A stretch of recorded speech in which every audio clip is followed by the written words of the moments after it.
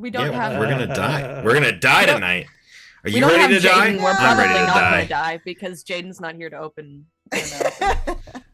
Warning, Surprise. splitting the party may result in death or death-related symptoms. Oh my god. Art. And on that note, welcome, friends, to the Red Herring. False. I hate you.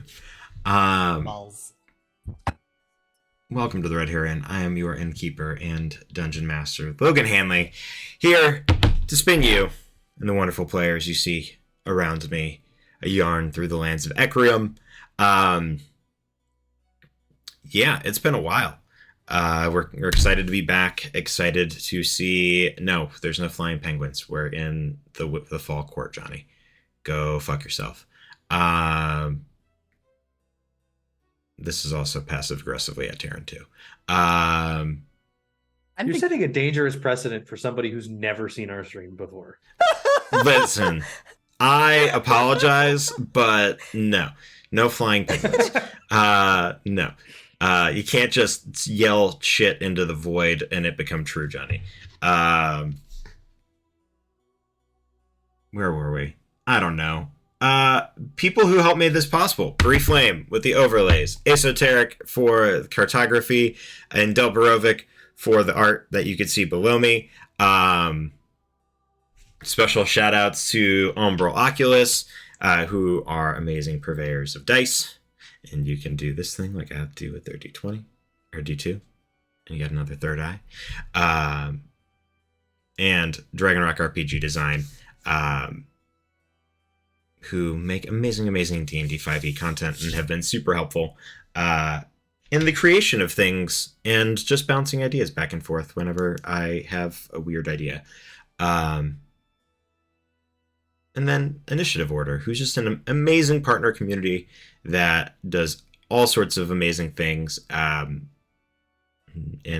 is hopefully did they end up raising enough money or raising? Nobody knows yet because it hasn't been announced. Oh, all right. Idea. They had a charity event or a fundraising event over the weekend to help get some things going. I'm really excited. A lot of you folks were in games. I still need to go back and watch Eddie's Booty. Yeah, one shot that he was in. Do. I just the name got me, and I'm like, Eddie Booty, I'm in. But yeah, we're gonna go around the horn real quick, let everybody introduce themselves, and then we'll get into tonight's session, starting with Taryn. Hi, everybody. I'm Taryn, also known as Valric across the internet and in the Twitch chat. I'm a generally creative human, dice maker, eldritch entity, all of those things. But today, I'm just a completely innocent and sweet little cinnamon roll by name of Eden. And I'm a chaos gremlin. And yes, there are flying penguins. Chaos gremlin is... We got to get to the winter court where the penguins will be. Thank you, Lizzie, for being the sensible one of the group. Hi, everybody. My name is Renee. I'm one half of Dragon Rock RPG Designs. You can find us on Facebook and Instagram, or Facebook and Twitter at Dragon Rock RPG, and on Instagram at Dragon Rock RPG Design. I am playing Perrin Hopesinger, the moral compass of this group, to say the least. And I will keep us on a path to righteousness, as they will all tell you in due time. I'm here to collect a goblin. I'm here to party, and I'm here to chew bubblegum, and I'm all out of bubblegum. I guess that means it's my turn. Hello, everybody. I'm Utahime. I'm playing the sweetest cinnamon roll, everyone's favorite Peace Domain cleric, your little seafling, Fanar Valar, tonight. The sister of a certain Perrin Hopesinger who believes in penguins but did not believe in dragons, even though they totally exist. So yeah, we'll see if we can really just change that mindset, and also to convince him that no, Fanar is in fact the moral compass of this group. Well, and let's not forget that a dragon just kidnapped his sister in front of his very eyes. But still believes in penguins versus dragons. There we go. Make it make sense, guys. Hello, I'm Lizzie Donahue. You can find me on social media at the Lizzie LD or in Discord and chat as pi_heart. Tonight I will be playing Oak, your favorite lovable moral compass of this party. You joke. I'm okay with that. Half-orc paladin who is on a quest to save her sister and maybe her mentor and maybe find true love. And on that note, let's pass it along. If she doesn't get lost in the muscle sauce first. Hi, everyone. Eddie, known across the socials as your humble discount bard. I am here today as if we have our Chaos Gremlin, I am absolutely the enabler of such as our Chaos Goblin, our humble little butterball Art, our Goblin artificer of the group, with a heart of gold and a knack for troublemaking. All right. Well, we ready, folks, Yay. to do the thing? All right. Well, then, without any further ado, let's get into tonight's session of the Ecriom Expeditions.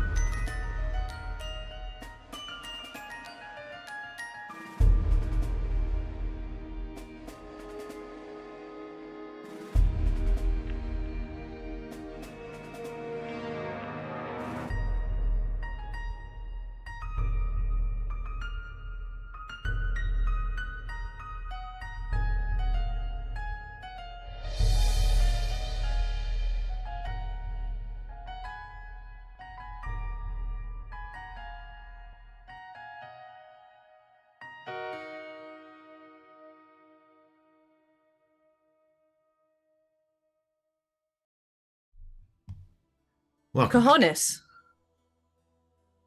Malls. All right. Testicular.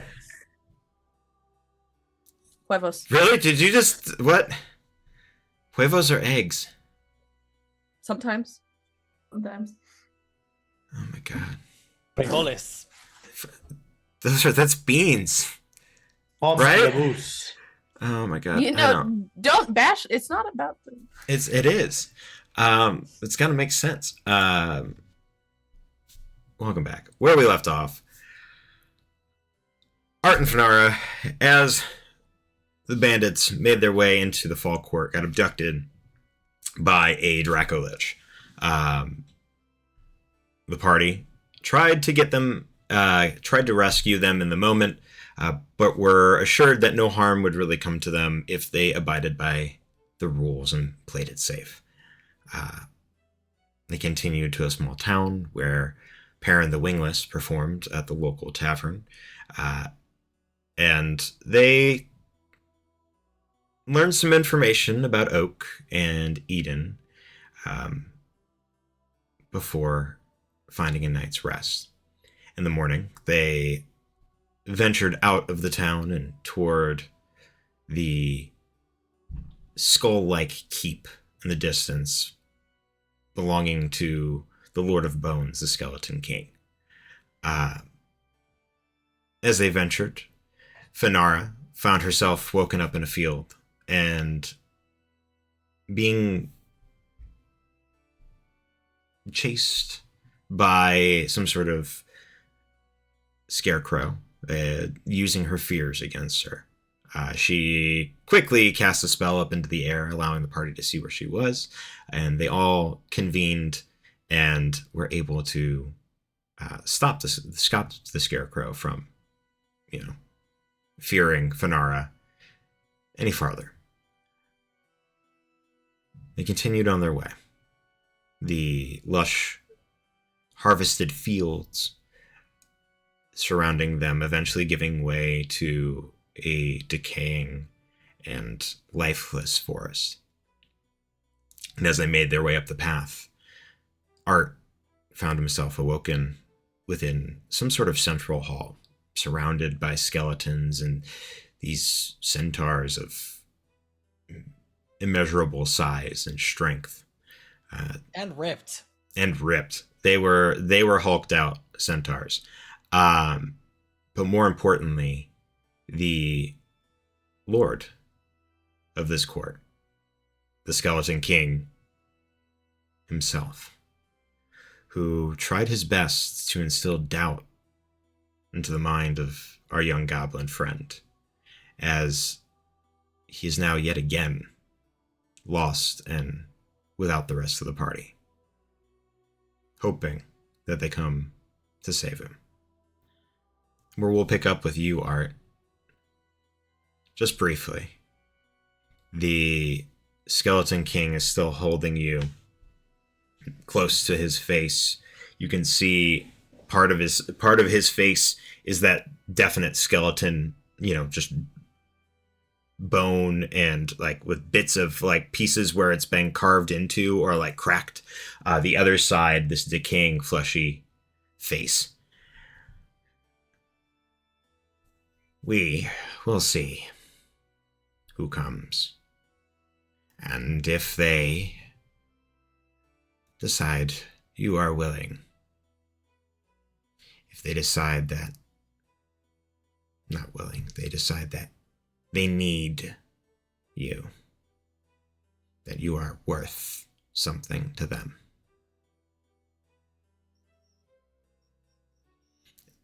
Well, they would definitely come if I invited our healer with us, because like I said, that face looks like it could use some care.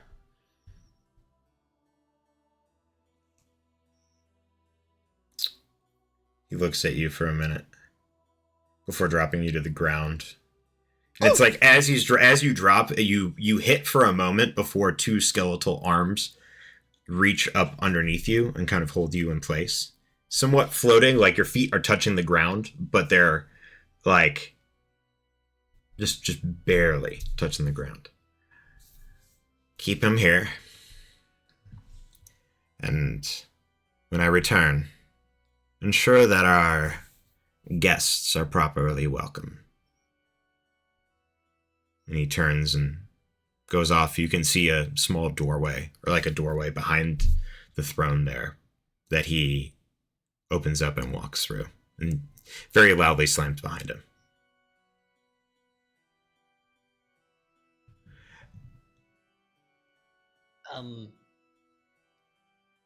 So The- I'm just gonna stay here.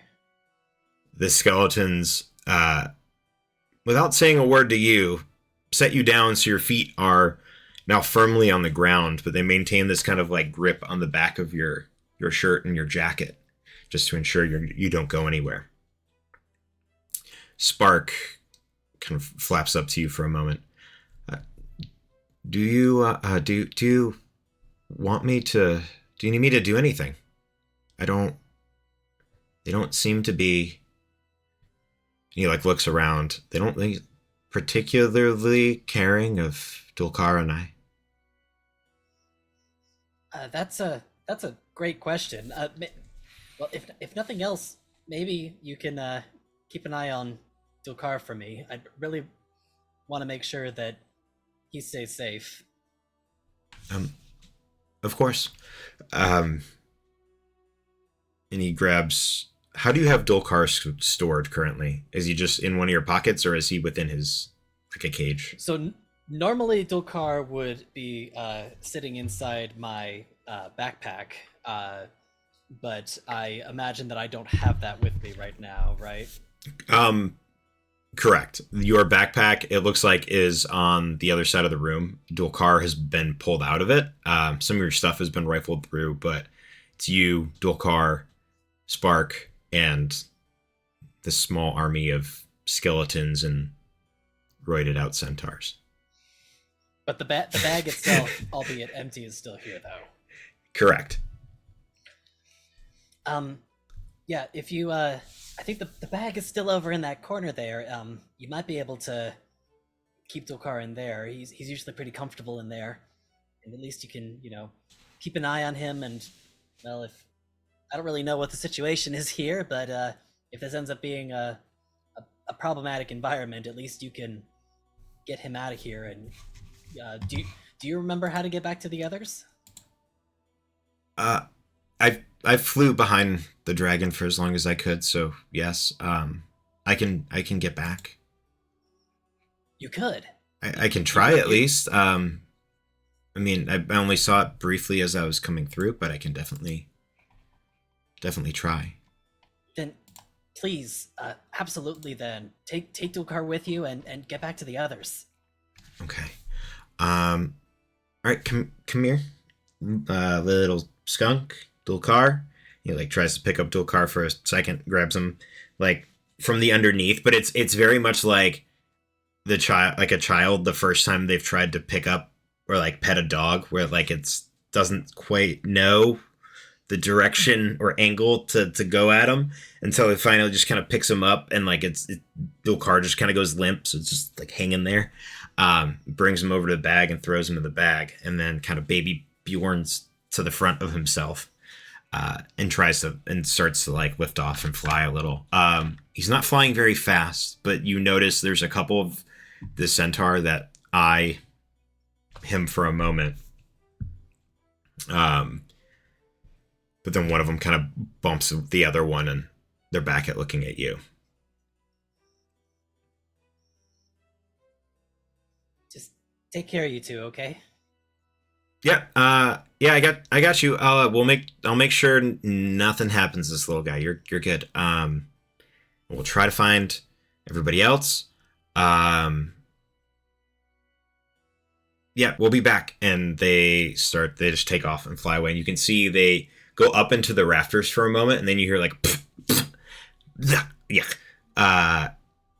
as they must have hit some sort of cobweb or something up in the rafters before taking off and leaving your sight.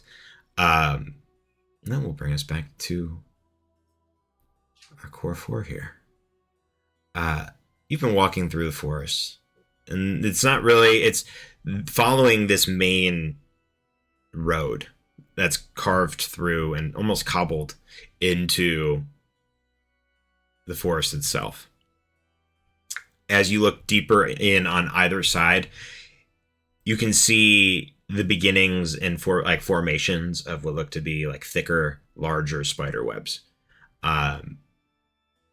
Something starts small, right? You can see the visual, like the small like spider here and there, but as you look deeper and deeper in,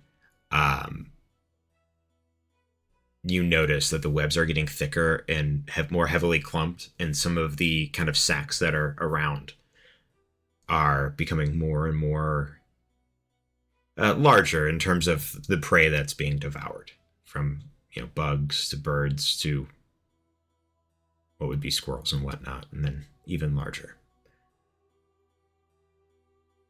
As you look up, you can see on the ridge above you, well within sight, almost looming down over this gate,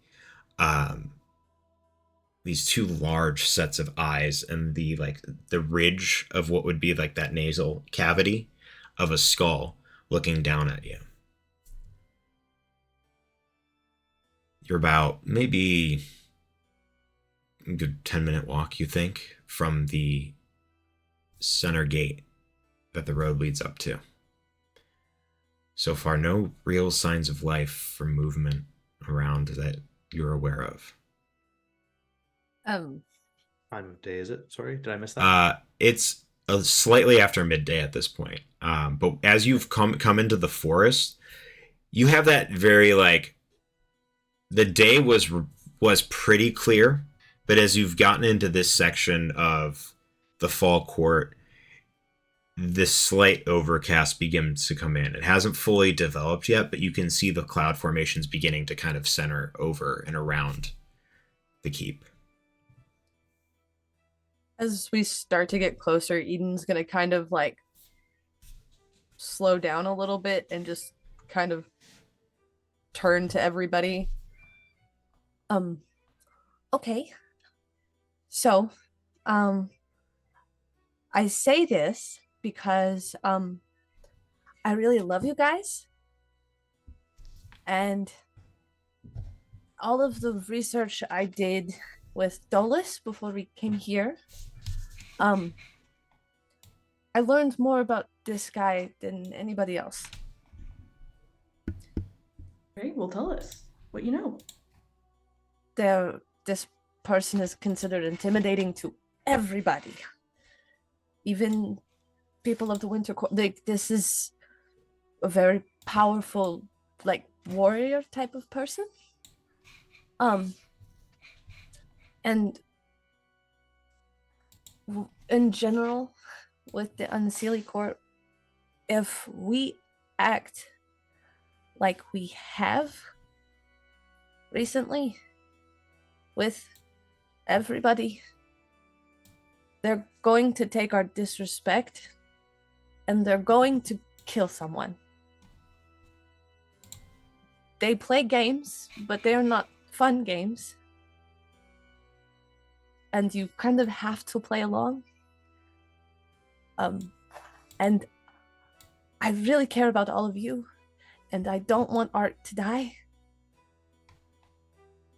So we need to do our best to just be as cordial as they will allow us. If we have to fight, then, then I'll kill some. That's fine. Well, if you feel like you know the most about the situation, then you should be the one to do all the talking then. Looks at my mining her. I believe in you, Eden. I actually do have a token of goodwill that I stole from Dolus. Oh. Well, kind of. It's okay. Perrin, was it really stealing, or was it more like he was kind of a butthole and there was a skull and I was like, that's cool? Not fair trade for behavior, if you're going to ask me. Also, could I just very briefly go back to the very beginning of this conversation that you've started here? Sorry, could I just have you repeat the purpose for you telling us these things? I don't want anybody to die. No, dial it a little bit further back. Because I learned a lot about the Lord of Bones. A little bit further back. Dolus told me about the Lord of Bones. Even further, right at the very beginning of why you started this conversation, there were some... Oh, because you all worry me sometimes because you're really aggressive. As Oh, Eden will be yeah, like making sure. the biggest fucking smirk across her face. Yeah, no, that's it right there. That's the one. It's And he just kind of like smirks back and he just says, "All right, so don't make trouble for you." And okay. Wait! Everybody, hold hands in a circle. Let's go. Come on. And then she's gonna hold everyone's hands. You feel that freshness just hover over your bodies and that warmth, but like a cool breeze in your hand. Emboldening bond. Because she's just like, all right, we got to get ready for whatever's ahead of us, and we can do it together. I'll try not to be aggressive. I mean, I feel like you directed that at all of us, but maybe there's really maybe just looks over at Corvus really hard. Did you see that Fenara's like doing the calculations? Like it's if this was that little GIF, it's basically just like her trying to like figure out when she was like super aggressive recently. She's been abducted. But really, I have a couple of things that I can throw at the table. I don't want to say them, but I think that we can walk away from this without anybody getting severely hurt. And hopefully they don't put together, I really don't want to use my name, so do not, if they ask names, do not introduce me. I'll just call you sweetheart. That's fine, or Eden, or Wait, you said Wait, don't hold mention on a your second. name. You can say Eden, don't use the last bit. Okay, so Oh. Like, it's generally you can There's call me, like that's a- fine, but I meant like, if Oak were to introduce me, don't say Eden of the Briar. Wait, when have we ever used your? I mean, that's kind of strange for us as We've friends. never used your full name. That actually has happened one time, just once, and I don't Me? remember. I believe it was Finn, actually, but Oh, it's happened once, and that's really I'm why I wanted to. sorry. No, it's fine. Here, I was bad probably thing. under They're some just pressure or something. I don't know. you were very cordial, but because I don't know, I still don't know exactly All right. all the things. I don't think throwing Liren's face into this is probably good. So, yes, like Okay. No okay. eating of the briar, no briar talk. All right. unless I bring it up, in which case I'm desperate. Hmm. If I bring up the Briar things, that means I'm desperate and we're failing this conversation and prepared to probably fight, right? Oh, you know what that means? That we should just do that across the board. Just make sure, don't call me Code Fanara language. Valar. Just, just Fanara. Don't say Hope Singer, because we But don't need this to get back parent- to our families. Oh, actually, Finn, as like Eden starts to walk and like I puts, don't think that we puts really need to her discuss this. arm into Finn's. So, what, you missed Perrin's performance last night, but you see there were some fairies that thought that Perrin was also a fairy, but then there was this whole story about how Perrin got his wings ripped off, so now he is actually Perrin the Wingless. Perrin the Wingless. How did he get mistaken for a fairy? I don't really know, It but was then a, he it cried. was a giant. Yes, I cried. I cried some crocodile tears, and I watched you. It was the biggest gleefulness on your face. Like this one. And Perrin is just like why were you flustered. crying? Just Was it- walking forward. Was it because It- you're Wait, being okay. compared to a fairy, or? I was acting. I was in the role. Oh, all right. I see. I think that because you sing so beautifully and you put on performances. I mean, I guess fairies can be very very. And then Oak interrupts both of Extra? you. Okay, this is very funny. But can we, Fenara, now that you're back, can you call Art? Can you see where Art is? If Art knows where he is? That's a good idea. Oh yeah. Okay, I got caught up in all this conversation about not using last names and Yeah. fairy wingless. Ooh. All right. Okay. Let me see. All right. Let me try to focus. All right. Okay.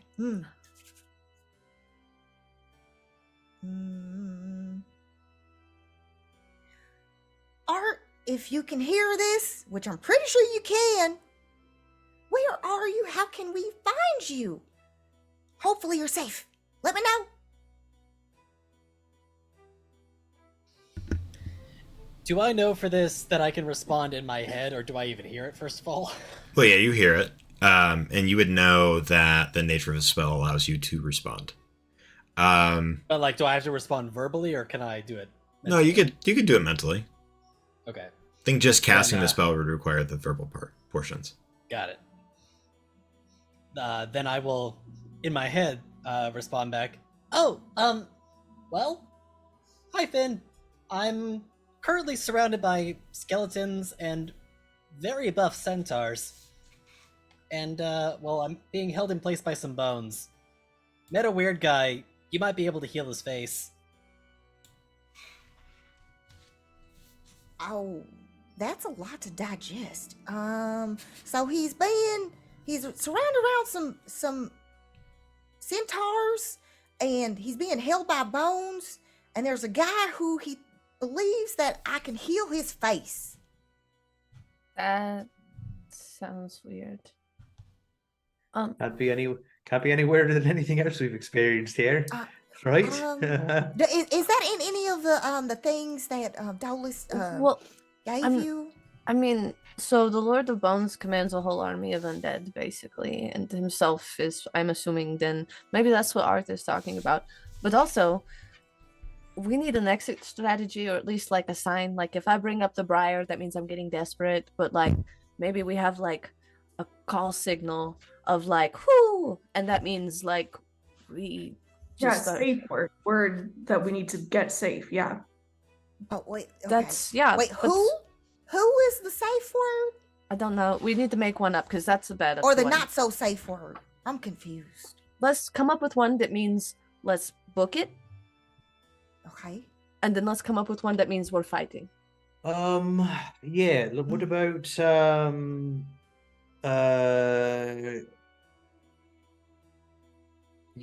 what about what if we talk about the what's his face? God, it's been so long since we've been with him. It looks like hail. And that means we fight or run. Probably want to run from hail, right? I feel like Hale wasn't really one to charge into battle, so I Or think really hit anything either. no, he may have like, read a lot of books during all of the fighting. This is true. Okay, so Oh. yeah. The, Oh, and then for fighting, we'll just all Be look at aggressive. Corvus. We'll just look at Corvus. Everybody looks at Corvus in this moment. You turn and look for Corvus, and Corvus is like halfway into the wood, like covering himself Walking with ahead shadow. like he No, always does. he's like covering himself with shadow, and just goes, "Oh, I'll be around," and just dissolves into. Thanks, Corvus. Don't let the Feywild eat you like you've been afraid of. So Okay, and just continues. the parent just kind of like dismisses it and just like he's doing his fucking thing. So right, can we agree that if it looks like hail, we run, and then perhaps instead, if we want to, instead of be aggressive, which is just very kind of obvious, we could go a little less obvious, but kind of in the in between, be like, I feel a little rowdy, and we go that way. Mm-hmm. Yeah, that works. What is rowdy? Rowdy means like you're gonna make a ruckus. Like a lot of noise. Okay. Mm-hmm. Primarily. There was some famed garbage human back in the day, some sort of Rousey who took on that name, and we don't talk about her much, mostly because of the reasons. So yeah, rowdy is when you're going to make some noise and probably rough someone up. Okay, that makes sense. But yes, okay. Okay. As they're walking, Eden is gonna start using Druidcraft, by the way, to make all of the like rosebuds close up. And we'll instead make like bramble grow all up there to like over it. Kind of trying to somewhat douse the pink a little bit. Are you trying to hide your color? Little bit. And Perrin will just like grab the air and then just go, and then the entire coloration of her of Eden goes from pink to black, from like head to toe. Even the antenna go black, and I will prestidigitate Eden to be the goth Goral that will fit in here. Nice. Eden's just gonna turn to Finn. Does it look cool? Very. Mm-hmm. Okay. I don't think that's my color, but it works for you. This is weird. I've been pink for 200 years. Finn. It's in these moments as you're finalizing and finishing your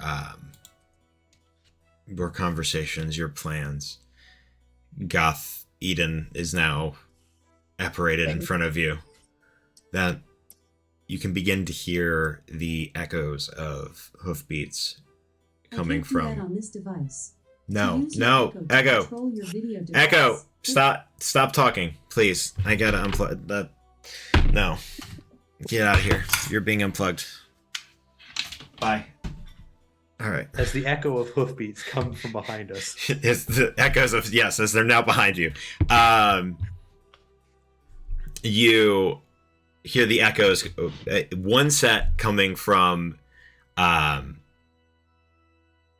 path in front of you, the road in front of you. Another coming from behind.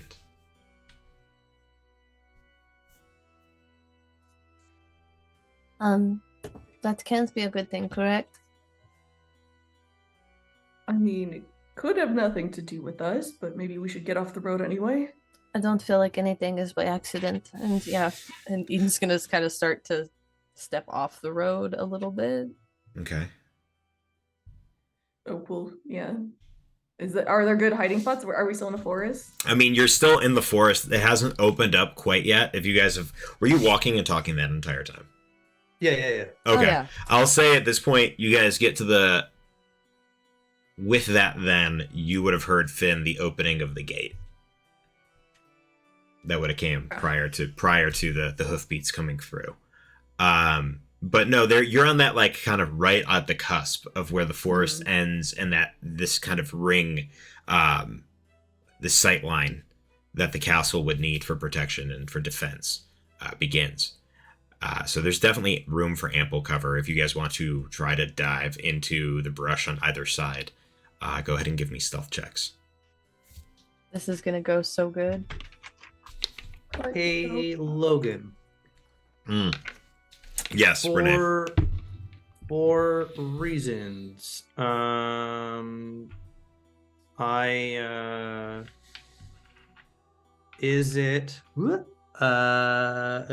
Is it dim or dark where we're ducking into? I would say dim. Dim, thank you. I don't know what I did, but you're welcome. Nice. Did I let you do a thing? I don't know. Yeah. Well, cool. I'm Well, glad you gave me a thing that I could do a thing with. I did. Yeah, you did. It's been a while. It has. Okay. Eden, what'd you get? That is a dirty 20. Pear. I don't know why I'm proficient. That is also a dirty 20. Okay. Finn. 15. Okay. Oak. Yeah. Yeah, well, I do have that disadvantage from my armor. So I rolled a 17, and then I remembered my disadvantage, so I had to roll again, and I rolled a 1. Okay. For a total of. I was wondering, DM. I do have an inspo from chat. Is it possible I could use that just to keep the 17?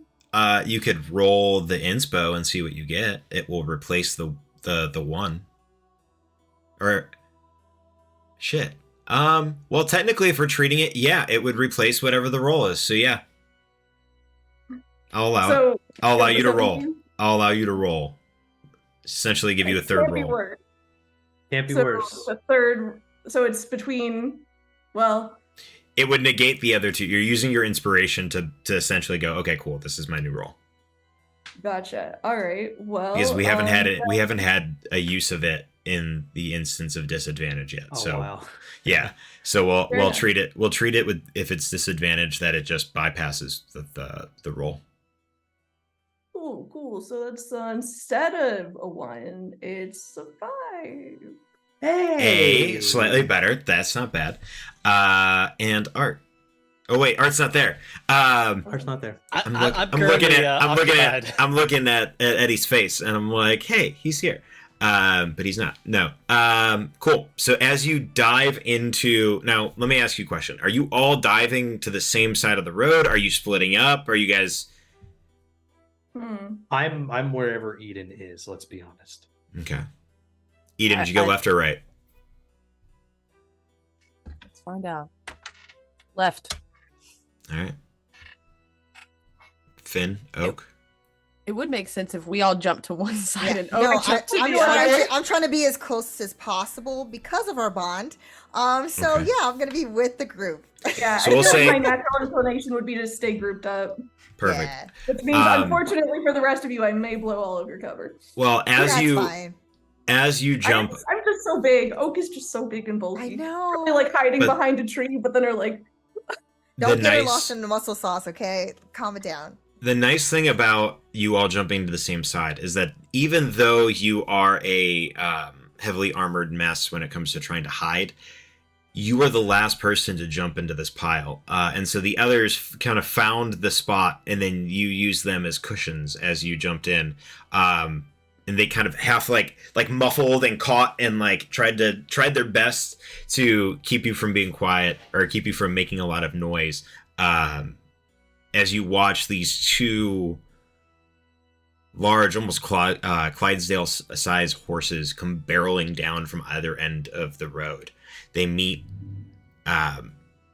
maybe only about 20 or so feet from where you guys are hiding. The two meeting and intersecting for a moment. On the back of them, you can see these dark riders covered in what look to be chainmail, pieces of like tattered and like rusted plate armor, each on their like sitting on the saddle or like hanging off of the saddle. These large curved, almost they would be scythes if not for the fact that they were like they were shaped in like the way of an axe head, right? So they almost look like a bearded axe combined with a scythe in terms of style and how they swoop down. On one side, the one that came up from the road is peppered with arrows around the chest and like the sides. And these horses, the bodies are normal, but when it gets to about the neck, you can see plated in to their neck and the top where their mane would be, these large iron plates that kind of just fold and layer one over the other until it gets to the back of the skull. And at that point, whatever skin and like flesh and muscle was there has just kind of been sloughed off. There's some sinew and stuff keeping it connected, but it's very much just the skull of a horse with two very red flaming almost eyes. The eyes of these riders, very similar. The only kind of source of light that could be seen coming from them in the darkness are these very similar colored, almost crimson red. They both look at each other for a minute. One shakes its head, the other shakes its head. They glance around into the forest on either side, and they turn, and the two of them begin to slowly make their way down the way that you came from.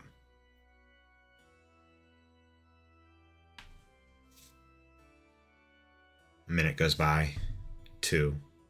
The sound of the hoofbeats gradually recedes until it's no more. Good now. And Oak, you are a very good friend, but I'm not exactly sure which organ you're puncturing currently with your elbow. oh my But god. it's just, okay, thank you. This Eden will like stand up and like starts to like make her way.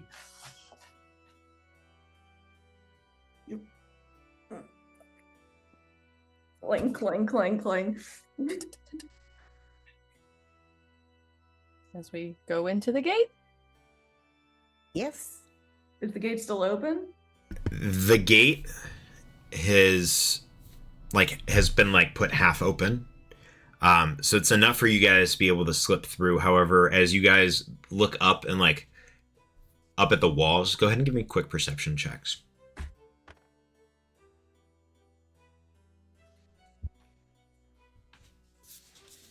That's out. Ooh, fancy that. That's a natural 20 for 27 on my front. Please tell me you also rolled a natural 20 so we can continue to twin. It was a 21. Okay. Synthetic. I feel pretty good about that. There we go. Perrin. Eden and Perrin are just riding the high on this Jeez. parallel of sharing roles. And I keep wanting, oh my gosh, I keep wanting to look at art for the last one. I just want him to, I just want him really to, want me to roll stealth against the skeletons holding me in place? I can do so. No. He just magically pops up with the rest of you. It's like, hey guys. We're like, oh, that? we can just go. Perfect. No. Okay, we're Totally fine. avoided. You notice, No. you guys notice that on the walls you can see there are a handful of these almost skeletal-like soldiers, very much like ragtag bits of armor, some in leather, some in a little bit more like plates and chainmail, like scale and chainmails, and you see one or two in plate.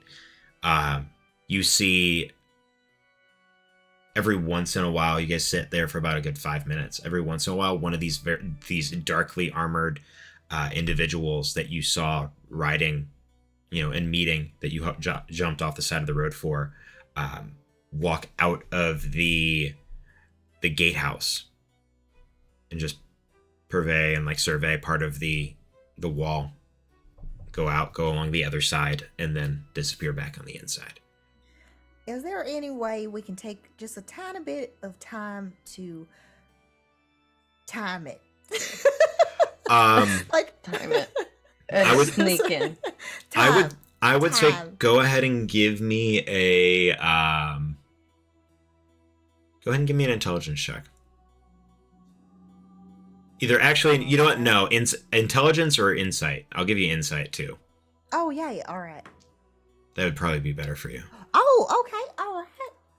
Oh, nice. Okay, that is an 18 plus 7. So I'm Jeez. pretty sure she is keeping track. Probably like, You watch the movements and she's like humming, and you're like, why is she humming? That's just like she's trying to keep time.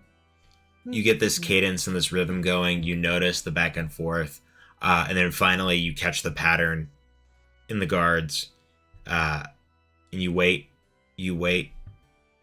Now Let's go. you all begin to rush forward. Go ahead and give me a one more stealth check.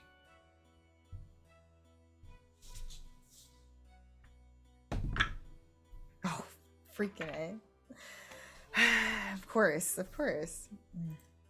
I rolled the same thing on both of my die. You do have an inspiration, Finn. We have plus I you used it guys for the you last guys have the plus episode. Did everyone? D4. Yeah. I Oh, don't there's a have the D4, D4. everyone. I don't have the Yeah. D4. You guys have the D4. Okay. Well, I'll start it out because I feel good about mine and I feel like it's gonna die soon. But I got a 23.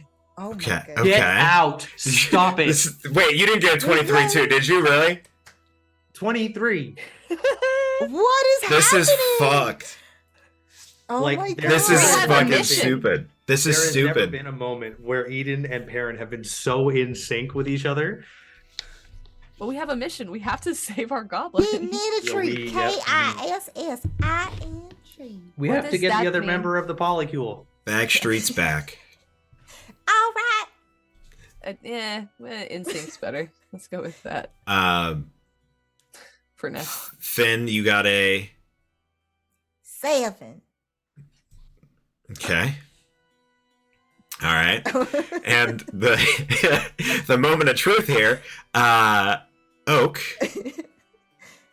Well, you see, I actually with Finara's die also was 7. I think I complimented Oh! her, and then we both got like Yay! laughing at each other. So what else? Sorry. It was the compliment. I got all flustered. Mhm. I got a 10.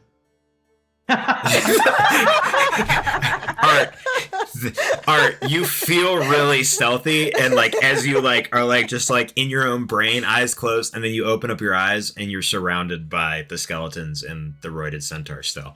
The rest of you, Eden, Perrin, you keep an eye, you listen for Finn's word of when to go.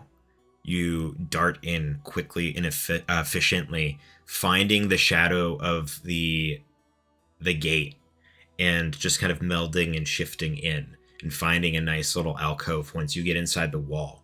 Here, as you get closer to the gate, now it almost looks you are looking up and seeing the skull in its full form for the first time.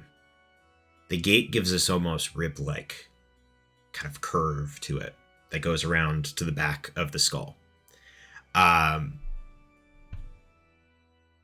The other two of you, Oak and Finara, you begin to make your way. Finn, you glance briefly over at Oak to make sure that she's keeping pace and like finding at least a decent spot to duck into and give her some cover.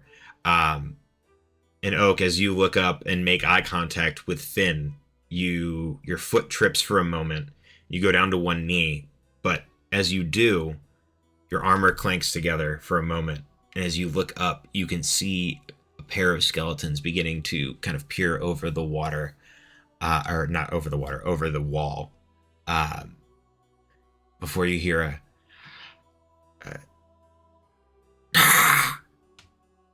in a language you don't understand. Are we sure I wouldn't understand? What languages do you know? Well, I was learning Infernal. I was learning Sylvan. Mm-hmm. That's probably I'm pretty sure they're not speaking any other. It's neither of those. Oh, dang it. And in a moment, you watch as the other guards atop the wall begin to move and look down at you, the two of you. What do you do?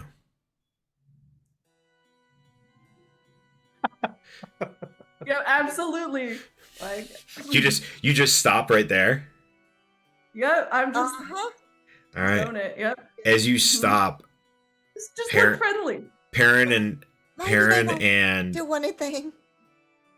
Perrin and Eden, you hear a loud like come from above you where you've passed now over the gatehouse, and then the clinking of chain as both of the doors are pulled shut. They're on the other side still? They're on the outside still. Oh, fuck. You then Telepathically, Oak will hear, okay, tell them that you are supposed to have a meeting with the Lord of Bones. Be very diplomatic about it. Act like you're trying to be seen. Yep. As Eden will just kind of like grab Parrot and like kind of duck back of like, Did we get the dragon's name when he kidnapped our friends? Because I think he told us that he was taking our friends to Lord of Bones. he did not tell you. You did not ask his name. You were too busy. Well, one of you, a couple of you were afraid. Two of you were too busy trying to stab the shit out of it or punch the fuck out of its face.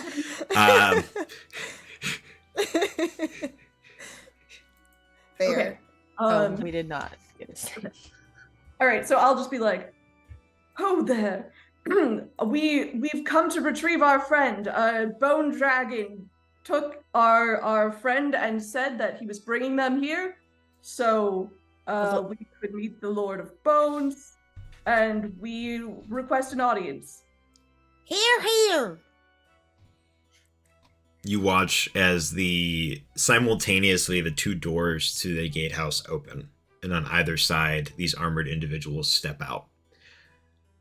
The one, if you're looking at the gatehouse, the one on the right pulls something up to their face, and a long and loud blast of a horn resounds.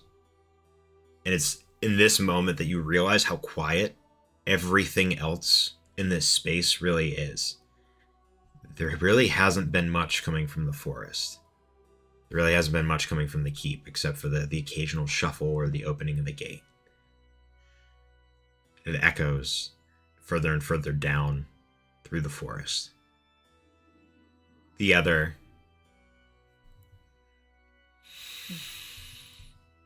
I think Finn will grab Oak's hand for a second and give it a squeeze. Yeah, keep that up. You are super brave, and you're giving me lots of strength, so I'm gonna give it back to you. Thanks to Avandra.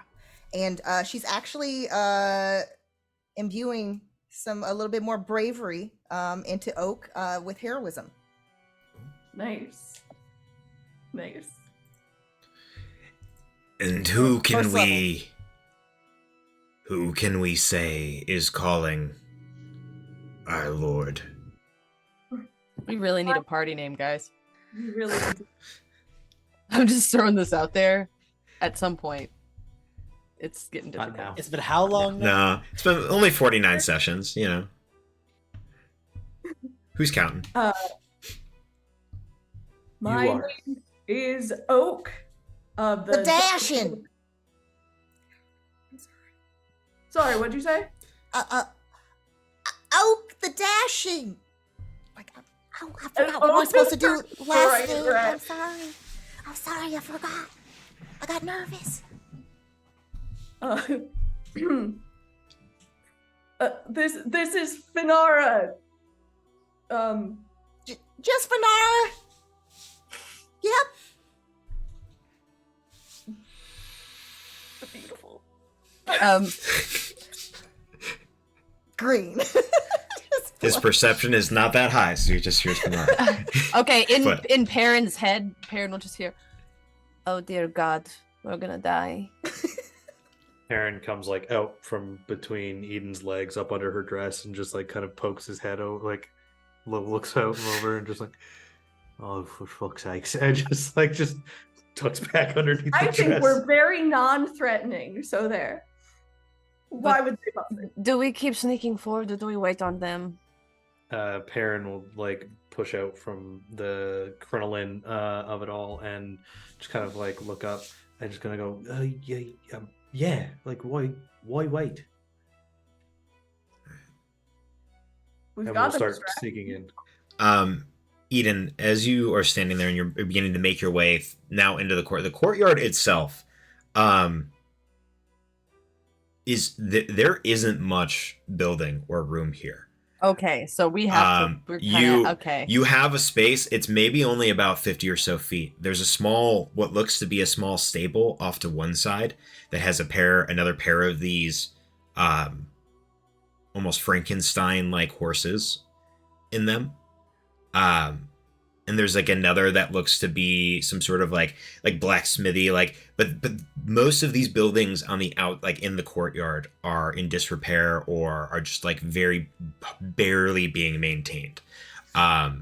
There's a brief small set of staircases that lead to the front, the two front teeth of the skull, where you can see that the door, it's a doorway that would open into what's beyond.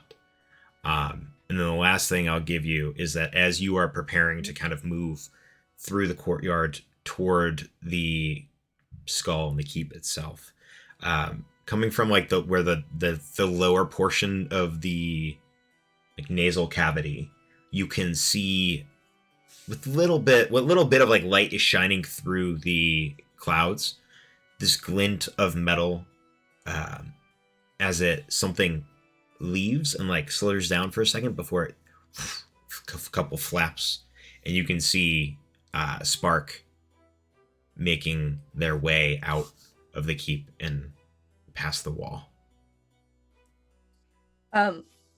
Does Spark count for well, is Spark within 60 feet?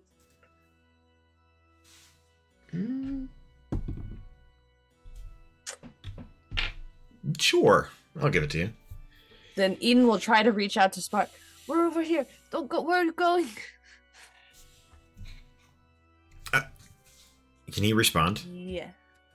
No. Oh, you watch as there's that moment where the wings stop and he kind of just hovers for a second and looks around, and Shit. Eddie, do you have dual car in your character sheet, or not dual car? Do you have what's his name in your character sheet? Spark Spark? in your character. Yeah. I believe so. Can you do me a favor and roll a stealth check for me? For him? Oh. If I get Dolkar killed, I'm out. So I am definitely going to be using that lovely inspiration I was handed because that was a nat 1. Yes, please do that. That's a little better. How's a 14 do you? A 14. He zips down through the like around where the barracks are, curving along the wall, and just like stops at the building there, like in the shadow of the wall in the building there, maybe about 30 or so feet from you at this point, and just kind of looks at you, and Dolkar pops out of the bag that's in his chest, or like over his chest, and he just kind of gives you like the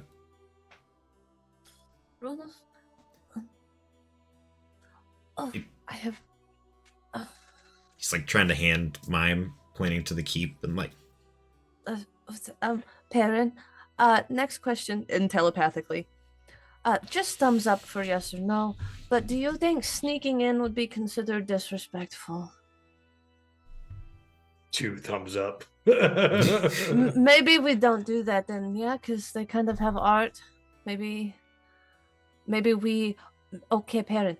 Idea. Maybe we just turn around and be like, we walked right in and you weren't even looking. I'm gonna have to tell the Lord of Bones that you guys are slacking. Or is that too aggressive? It's like he's like does not know which way to go about this. I don't need it. Here, I'll let you have it. Oh, look, Parrot. And then Eden's just gonna push you. Hey, you lot. If I'm over here and they're over there, maybe you're not doing such a good of a job that the Lord of Bones might want to hear about this. above you, you hear two steps of what you would imagine to be these dark riders, as their boots just kind of very harshly hit off the ground. And you look up and around, and right in front of you, like 2-point, not even a 3-point landing, just full, like, slams into the ground, very little shock in front of you. This Eden will not flinch, by the suit way. of armor lands. I look at his boots. This gnarled axe to your side. Yeah, these guys are about like 6 and a little bit shy of 6.5 feet tall. Just stands there looking at them. Just one of them. Oh, I'm sorry. I didn't call for the maid. But Perrin, thank that's... you. Anyways, we walked right in. I did not realize that you were locking this gate. I'm sorry if my steps were too quiet. Does a 22 hit you, Perrin? 22. So he's just like actively swinging on me. As you say that to him, yeah, he just very, very casually will, like, he has the axe on his side, and he just goes up with it. Oh, hey now, silvery barbs. Ooh. That's a 19 for a 26. 19. That still hits. That's going to be 11 points of damage. Sure. Slashing. And then he's going to, as he's doing that, he's going to look directly at you, Eden, and I need you to make a wisdom saving throw. I was going to say Eden won't have flinched. That's a dirty 20. Dirty 20. You look into his eyes, and for a moment, you can feel this fear begin to tighten. And then you realize that you've had your fair share of fear, and this is nothing. Just kind of shrug it off, no problem. And he sees that, looks in your eyes, and like you can see that moment, like that like twitch in the head of like, wow, that what? And like that half a step back. Now, I will understand that my friend here disrespected you, but we were requested by the Lord of Bones. I am sorry that we walked right in. If I had realized that there was supposed to be some sort of grand entrance, I would have made this so. But we are expected. And Eden will kind of like reach down to help if Perrin is fallen over, like just kind of like making sure that Perrin's not dying. Are we dying? Are we okay? No, Perrin has like a nice little nick that just goes Okay. up the side of his face, and he just kind of just like dabs his finger at it. He looks down at you for a moment before you can hear echoing from the keep itself. Ah, yes. Please show our guests inside. We have much to discuss. I have a gift. As Eden will kind of like just pleasantly walk forward. They open the gates and let us in. Those on the outside. You've waited for a couple moments now. You heard a loud crash as something impacted the ground on the other side of the gate. You watched as that one stepped across and over, or at least like moved back from the wall. But after a moment, the other one that's on top of the wall enters the gatehouse. You hear the quick like shifting and clinking of metal on metal, and the gates open back up. And as you begin to enter, you could hear the far off in the distance, not quite within sight yet, but the drumming of hoofbeats making their way up the road. Also, an important note as we start walking forward, Eden will telepathically tell Spark, just stay hidden for now. You were escorted. The second one makes its way down from the gatehouse once you're in and the gate is closed. The pair flank up on either side of the four of you and walk you to the gate, or to the doorway of the keep. It opens up, and you can see what at one point in time would have been a very lavish hall. You can see tapestries depicting various arts and in various designs covering the walls, now moth-eaten in gray or graying. Cobwebs and spider webs hang up in the rafters above. Anything made of metal is starting to rust or is just falling into like the dented and encrusted disrepair. The congregation is in front of you. On one side, you can see a little over, I think I said about a dozen or so skeletons. On the other side, these centaurs, where the humanoid portion meets the horse. Most have this, their skin color is like, has various shades of humanoids. But this takes on this almost dark, this dark gray mixed with blue. Almost like if like this color was darker. Massive creatures. Nothing like you've seen in terms of centaurs before. Most of them having some sort of great weapon or long spear or halberd that they're carrying either at their side or on their back or just straight up holding.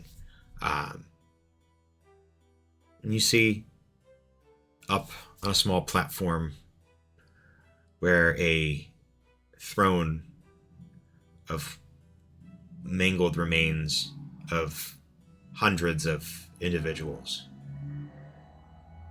Your friend Art, being held by two skeletal warriors. Am I facing them or am I facing the other way? You're facing where the door would be to go in. Yeah, so you'd see them. So you'd see them entering. I'm not back to them. Great. No. Okay. Oh, hi everyone. Art, are you okay? Well, I think my arm's starting to fall asleep from being held in this position for this long, but otherwise, so far. Be patient.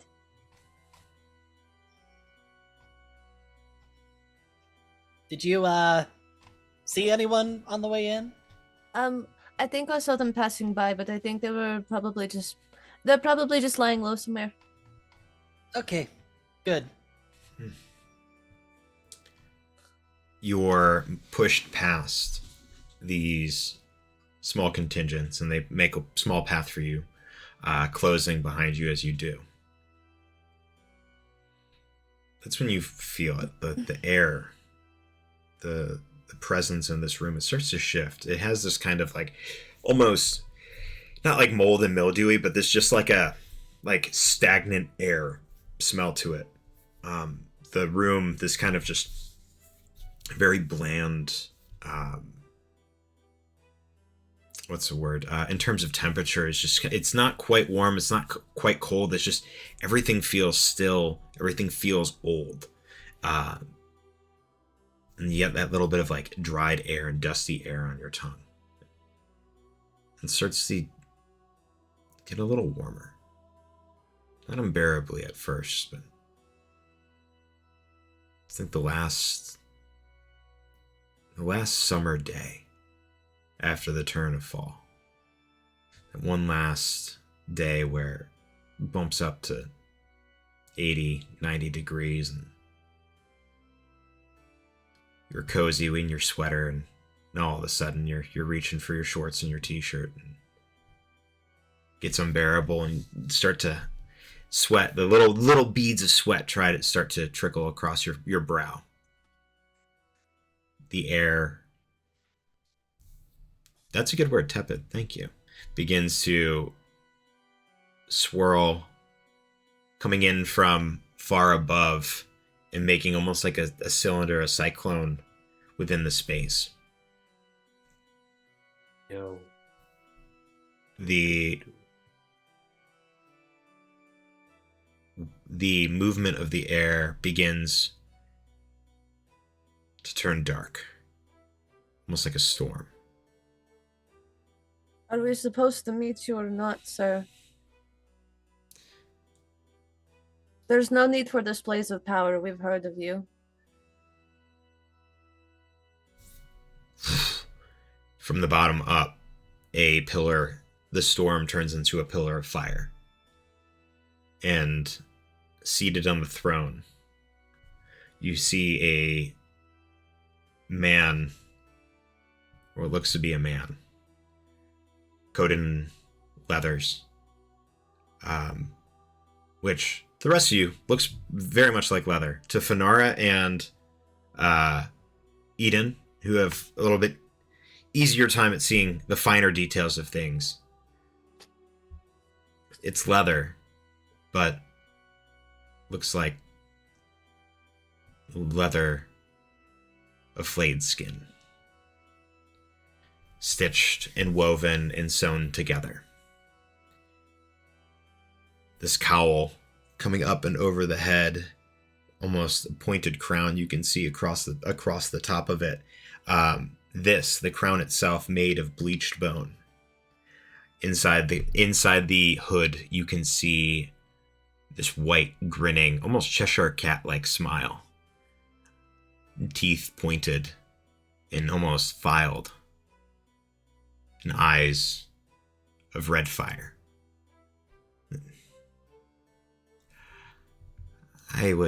Yes, Oak. I'm just wondering, okay, I feel like I would have had some Fey etiquette trained. Maybe it's all Spring Court relevant, but I'm like, should we be bowing? Should we be like, Make a history check. Tipping our hats. Yeah, make a history check. I was gonna say Eden is definitely going to kind of like, probably not full on bow, but Eden was gonna kind of like, yeah. Well, that's a 5, so maybe my training fall court etiquette isn't as What you'd remember. Wait, I read about Lord of Bones as well in the library that one time. Can I roll? I'll let you roll a history check, sure. Yay! While we're waiting, I'll say Oak for you. I got a 5 too. What? y'all are in sync. so in sync in the worst way right now. The Oak for you. Yeah. Reflecting back, when the Swan Maidens would come, there wasn't a very formal, like there wasn't a whole lot of etiquette. Mostly because you were a child and they kind of just shrugged off, the lack of etiquette that you showed. But also because when they came, it wasn't about it being it wasn't about it being a display of nobility. It was a general like care and generosity. So reflecting back, not a whole lot in terms of how you would greet this person or this individual. Same with you, Finn. Recollecting on what you read, it wasn't really more than the Skeleton King being a notable archfey. Not a whole lot in terms of the etiquette of the courts. He presents himself. The centaurs do not bow, but the skeletons do. And it's very brief, like that they have like almost robotic, like deep bow, and then they stand up once again. Eden's just gonna like kind of do like not a full like not a bow but more of like a nod, kind of like a side nod, and then we'll pull out the satyr skull from Dolus's. Honestly, as a token of gratitude for not murdering my friend yet, I did bring actually a token for you. I stole it off of a lich. As Eden like looks back down at everybody and is just like, Make a deception check. Add that D4. oh, I will. Oh, What a yes, I terrible- will. What a terrible, terrible creature that was. That'll be a D8 for you, dear. Okay. This is getting really fucking good. Okay. So, because I'm really good at charisma, I rolled a 15, good. which would have been a 14, but then plus a 4 and a 6. Jeez. It's a 24. Yeah. Hey. Anyways, I thought you might appreciate it. It also belongs here, not. He reaches down and extends his hand toward you. He doesn't get up off the throne, but Yeah, I mean, Eden will continue forward and will you may approach. places it. He picks it up and looks at it. Bard attempts to crane his neck to see what's going on. The fire in his eyes flares, and you watch as the eyes, like the sockets of the skull, flare this almost. This point, his eyes and the eyes of the within the skull turn this almost green flame. And he looks and, who were you?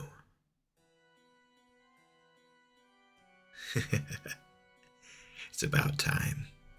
And he places the skull on the armrest to his left.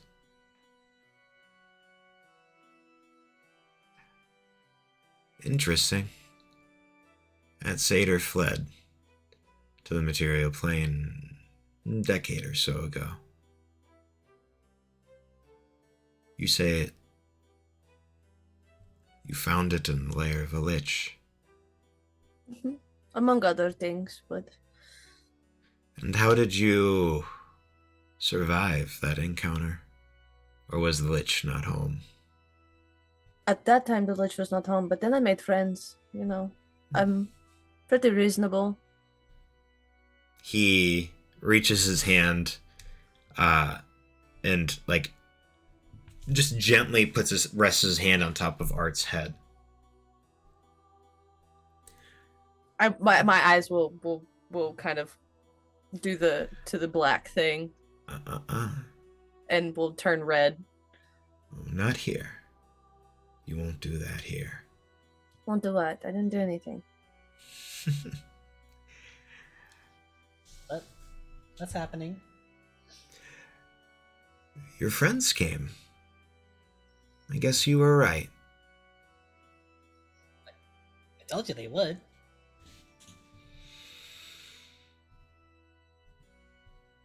But remember why they came. Because he is our companion. We don't leave anybody behind.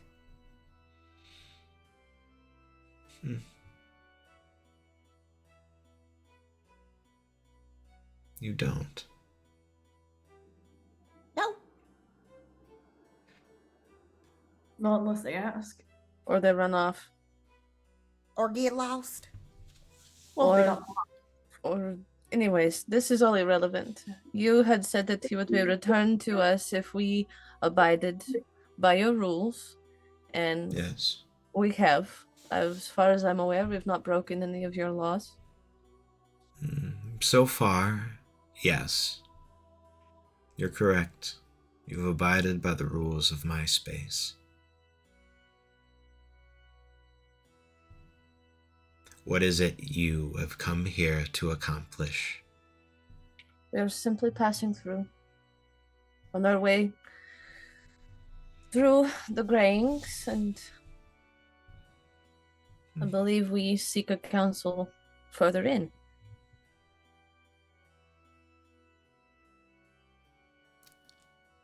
A council further in.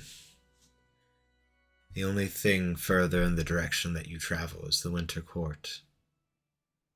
And must apologize, but no one of your kind ventures there willingly.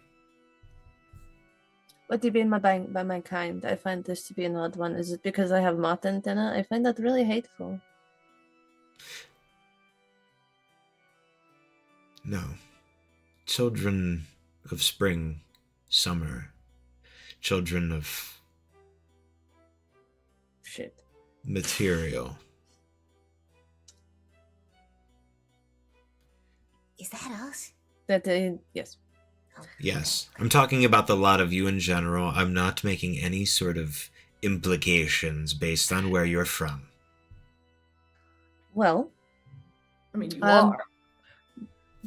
but to be fair, no, you're not wrong. I would much rather avoid going that deep into the cold, personally. I kind of prefer more moderate weather, and I like the rain. But, no. There has been rumor, actually, that somebody is misusing, Winter Court magic. And, it has involved someone that is associated with my companion, and we travel together. And there's a first time for everything.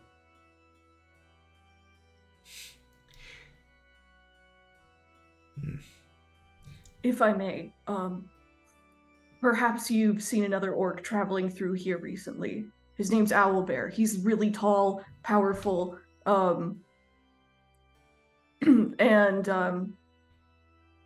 it's my sister who was struck. I have heard of a wanderer in these lands. Sent a horseman to bring him back about 3 or 4 days ago, and he has yet to return.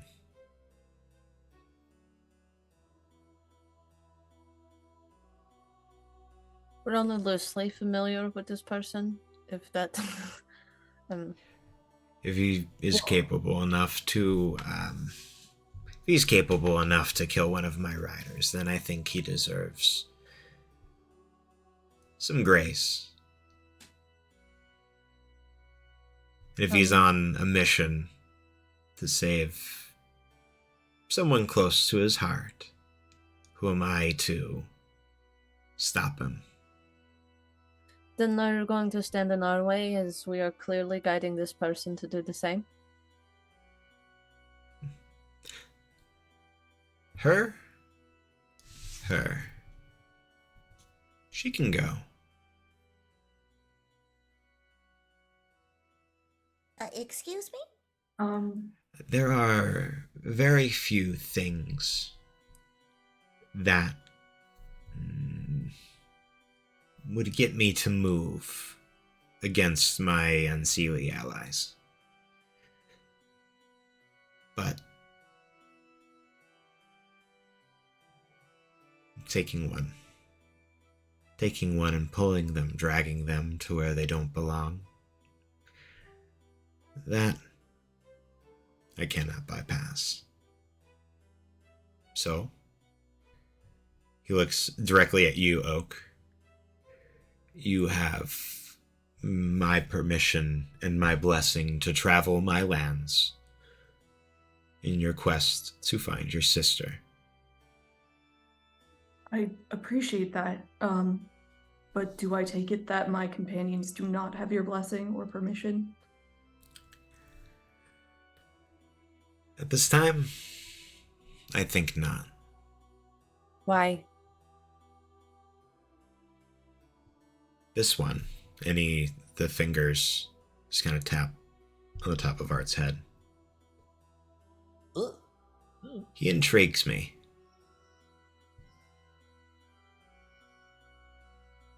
But I'm rather attached to that one. We I all Yeah, don't- me are. too. hmm But what intrigued? Why would you take Art? He reminds me of someone I once knew. Well, he reminds me of somebody I know right now.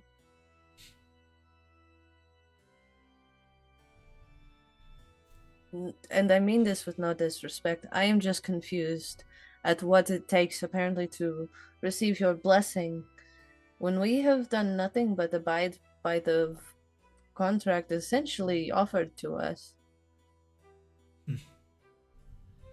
I'm admittedly curious. Who do I remind you of? The babe. Just to get with the power. You I was gonna remind say you remind me of a friend.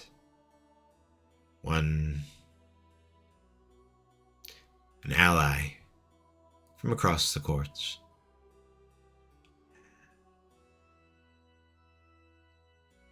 We were close for a time. And then he mysteriously disappeared.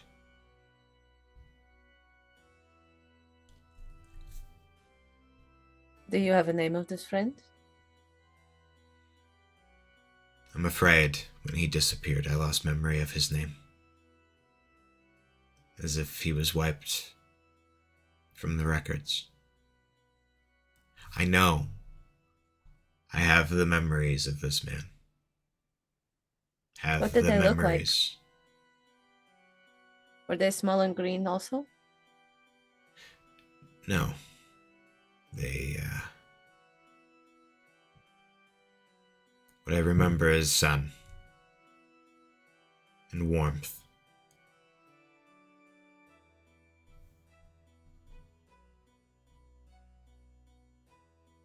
I remember the dry breeze of summer where we used to meet.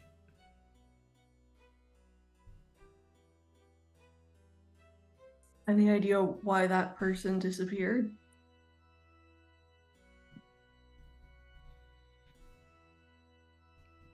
No.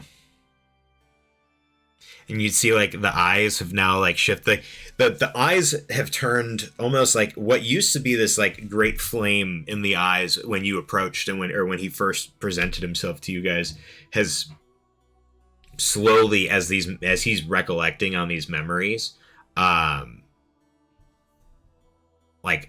simmered and faded.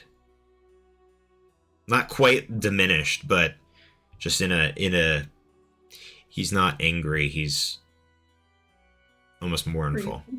Yeah, grief. Then I have one last question for you. Would you put us through losing our companions the way that you have?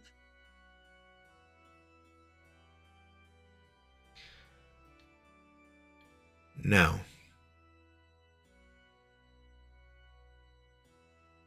No. Could I provide you a memory? And how do you plan on doing that? Well, you've been incredibly descriptive. As an artist, I kind of revel in the capability of taking the visions and words of others and making them real.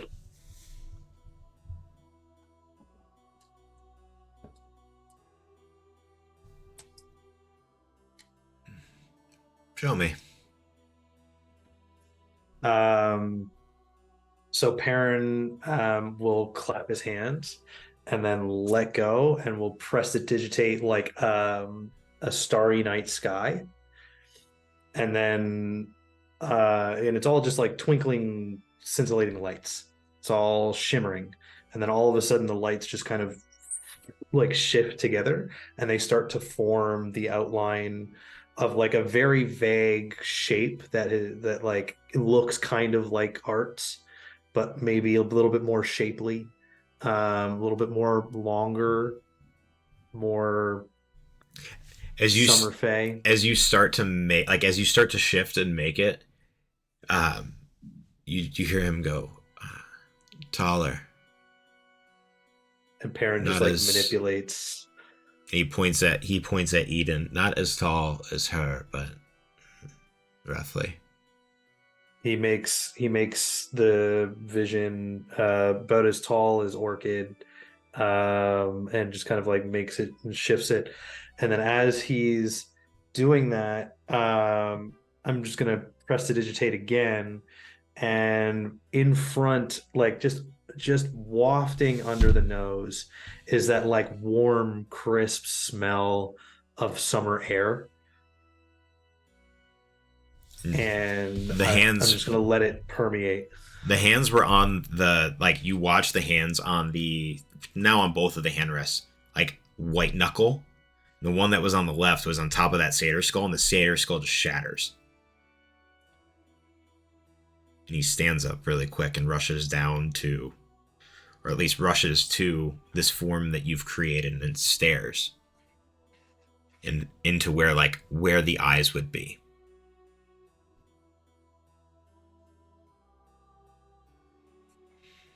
And you watch as the fires in his eyes burn and burn and continue to burn and brighten and become so intense that you can see into the blackness of his cowl. And as he's looking at me, I very quietly just kind of like kill the smell and then touch my throat, and I lean away from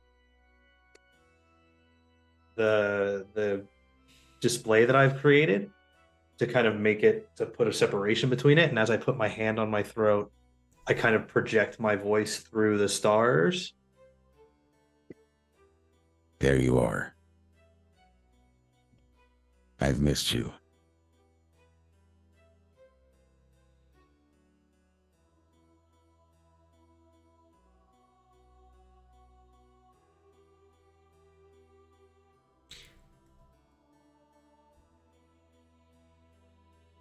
Eden.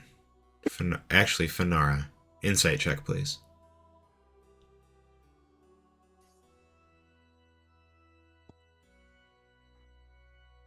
I'm gonna use that luck inspo. Go for it. Okay, that is. Oh wow. Okay, that's a 21. His eyes started as remembrance, recollection, passion. And as soon as Perrin puts a voice to the figure, that intensity doesn't maintain as passion. It turns to rage. And in that split second that you realize that, his hand reaches down and you can see this like shadow manifest in his hand before it elongates and turns into this giant scythe. And he cuts straight into the figure. What? Okay. I was Perrin lets nervous. go. Like I was a little nervous just there. Well, this disappears. This is an example of kind of what point my friends were trying to make, as far as your friend from back when. I imagine that the friendship wasn't forced, correct? that it was a true bond that you both shared. Precious memories and moments together. Yes? He-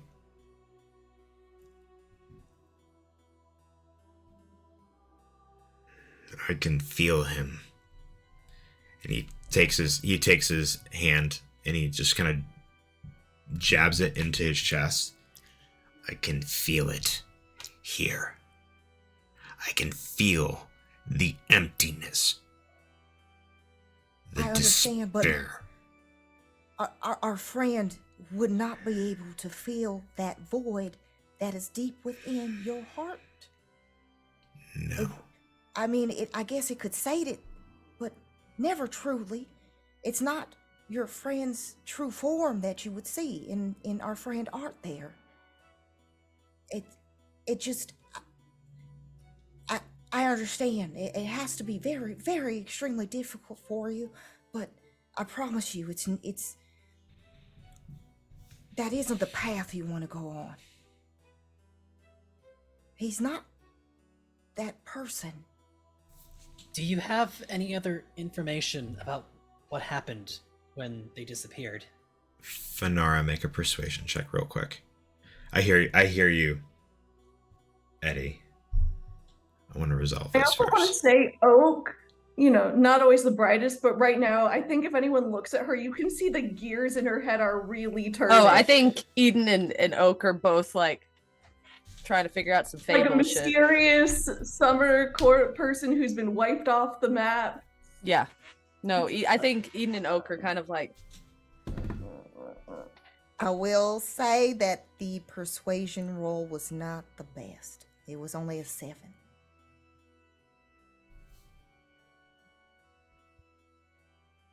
No. Then allow me to make a trade. No. And he looks at you, Oak. You may go.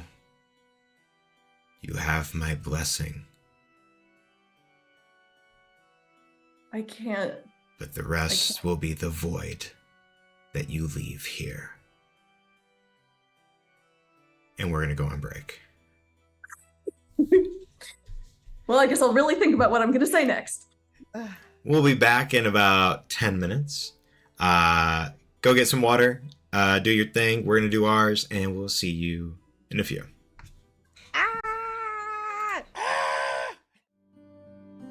What? Did you combine testicles and lickies into a word?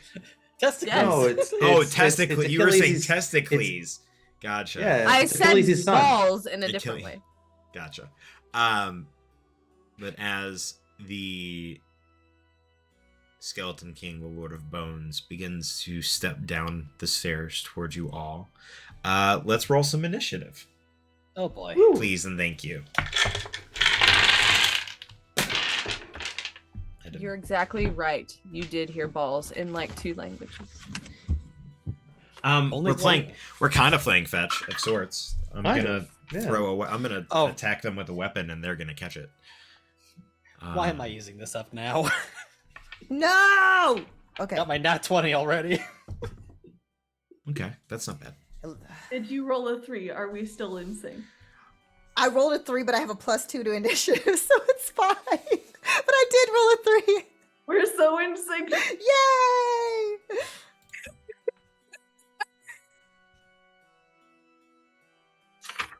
We are so ready for Bone Daddy. So ready. All right, So 25 what I'm to hearing 20. is we're boned. Sorry, 25 to 20. 25 to 20. Oh, 21. 21. We got Eden. 22. Ooh. With an Oh, extra. shit. Shit. Art. God dang. Art. Eden. 15 to 20. Desync has occurred. 19. 19. Awesome. So we got Perrin.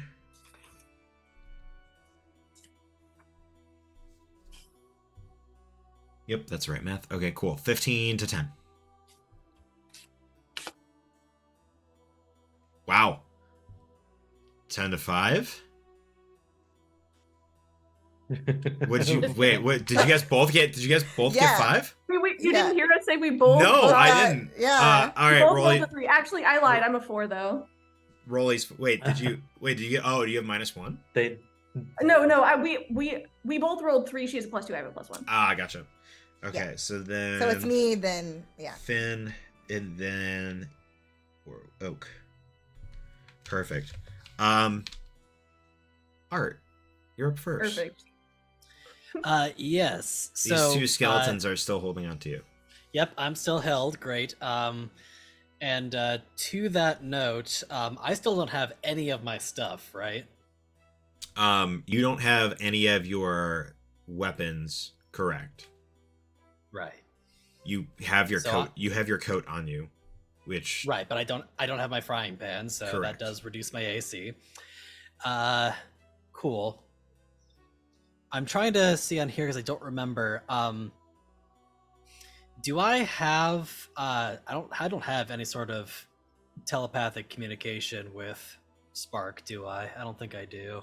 not at this time. No. I didn't think so. Cool, so that takes out that idea. Then I guess I'm going to simultaneously try to talk while also trying to free myself from these arms. Well, wait, there's no need to fight. Maybe we can help each other. Depending on what you know, maybe we can find your friend. As I'm trying to pull free. Go ahead and give me an acrobatics or athletics check, please. Acrobatics would definitely be better. Oh, not bad. That'll be an 18. An 18. You managed to free yourself from the skeleton on your left, but the one on your right just kind of doubles down and is holding onto your other shoulder still. Ah! Anything else? Bonus action?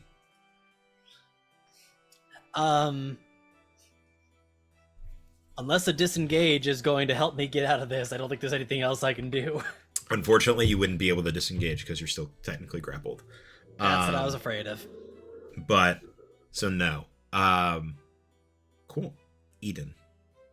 At this Okay. point, you're maybe about 15, 20 feet away from where the Lord of Bones is. Okay, so I'm 15, 20 feet away from him, and then how many feet away is Art? Art's about 5 feet in front of him, so... about Okay, 10 so about Art 10 is in feet. front of him. Yep. He was able to reach and, like, palm his head. Yes.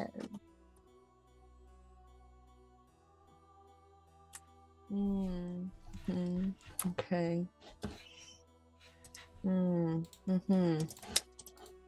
Well, I was gonna do something smart, but now I want to be aggressive. Be aggressive. Be aggressive. Sorry. See?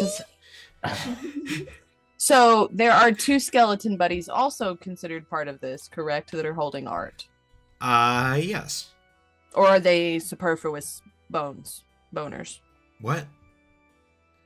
Are they superfluous boners, or like are they mean- part of this, or am I worried about big boner? I mean...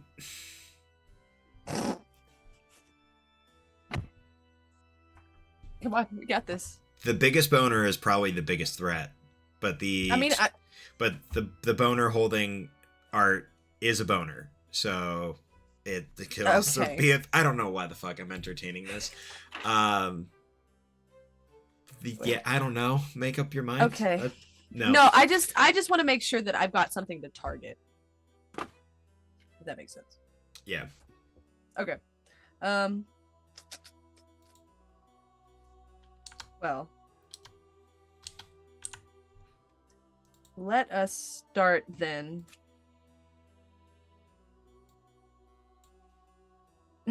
Okay, yeah, no, we're going to run up to Art and these 2 tiny boners. And as Eden is running, all of the color, including the pink, will wash off as Eden will become white in coloration, hair, antenna, everything. Her fingers will grow and extend into claws again. Her eyes will flash over black with the red irises. And I will be bonus action raging. And then I will lash out at the first one. Go for it. At the one that's grappling him or the one that's not grappling him? Specifically, the one that has the hold on. Art is about to get attacked for a 22 to hit. A 22 will hit it. Go ahead and roll your damage. Cool. That is going to be... Oh, I have it written. I'm so smart. I have things written down. 11 points of slashy smacky. All right. You... Are they still up? As you cut into it, armor ripping through armor and some of the like bones that are there, you can hear cracking and breaking. It is up, but barely. Second attack will be a 26 to hit. A 26 will hit. Okay, then that is 10 points of slashy smacky. And you come around slashy smacky on the way back and lop the head off, and like as you do, part of the shoulder and like the upper chest comes with it, and then the body just disintegrates into dust. Then Eden will Plop. take another step between Art and the Lord of Bones in her fully white spooky form, and will just stand there. And in Sylvan, you don't get to leave a void in my chest. And that is my turn. All right. With that, Perrin. I like stepped back away from him when I was like doing my prestidigitation bit. But like besides, so again, just getting the sense of space, we have two tiny boners beside the big boner. There were two smaller boners. Now there's only one smaller boner who is not grappling Art any longer. Okay, and cool. Then big boner. I will remind you guys that the hall, you do have a sizable host of hunter or roid centaurs and skeletons behind you. But in this moment, Perrin, I'll give you that like kind of glance and look. It does not look like they're moving at all to get involved in this. Okay, cool. I will shift position. And I'm going to get to a point where perhaps one might consider a 15-foot cube, and just stay, but like where the boner lord and the small tiny boner is, just to get them, nobody else. Okay. And Perrin will like move around and see that like he's really upset for bad reasons, and we'll just kind of like take a deep breath in and go, ooh, and just like let out this like wail of a scream, and I'm gonna cast Thunder Wave, and I would like them to make con saves, please. Perfect. I can do that for you.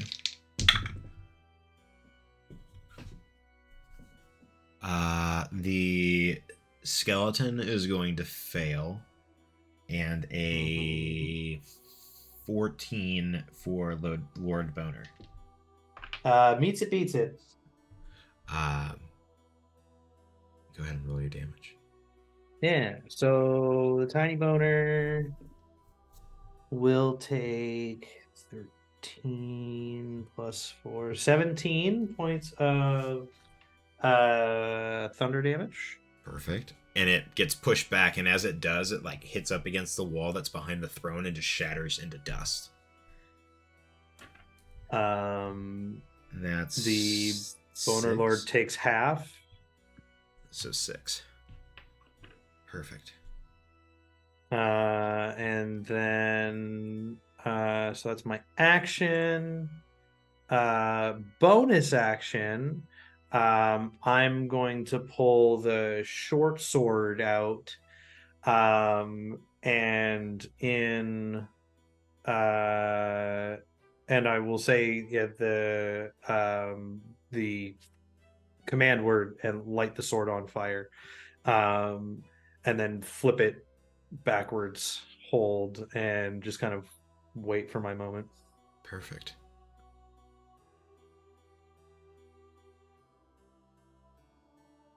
I'm not worried about leaving a hole in your chest. I'm worried about ripping one out of hers. And the Lord of Bones points at Oak and takes 2 steps toward you, Eden, and is going to just straight up, like 2 steps, like, and then just knee up and just kick you straight in the chest. 300 kick? Dang. And that's going to be a 25 to hit. I mean, yeah. All right. Shit, I had these all organized, and then I put them together on accident. You're going to take 4, 9, 15 points of bludgeoning. Actually, Hang on, I'm but going wait, to. But wait, there's more. Oh, okay. And 10, 11,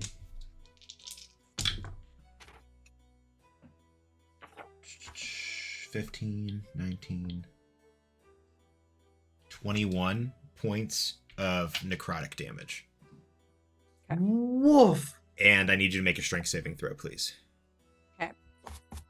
Now you can do whatever you wanted to do there, Renee. Yeah, I'm just gonna, as he steps away from me, I'm. What was it? 22? Mhm. Nice. You don't get thrown 10 feet and land on your back.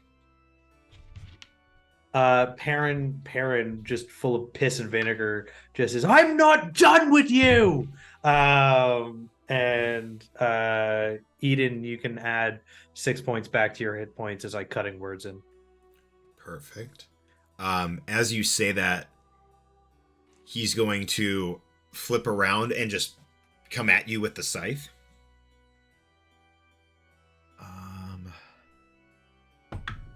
That's gonna be a where's that? There it is. 27 to hit. 27 hits. For I want to use one of Terran's d12s. Is that it? 1, 2, 3. No, that's it. Okay, so that'll be 9 points of slashing. Yep. And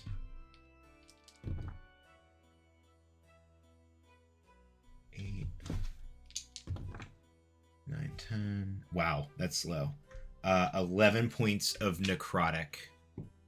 So 20 damage in total. And I need you to make a Constitution saving throw, please. Con save, you got it. With a D4 because of emboldening bond.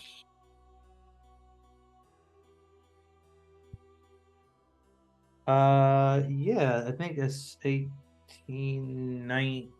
Yeah, sorry, 8, 20 20. total. You begin to feel as this cuts through you, as if part of you was pulled out of you. And for a minute, you can see like bits of almost this like light blue, teal, translucent cloth begin to string from you to the blade of this scythe. Before you like starting to get really lethargic, and in that moment you realize, oh shit, and you snap out of it, and you like drop this, you like flash your the flame tongue short sword in front of you and cut off the tie, and are not and you feel like you go back to feeling normal. None of that lethargy there.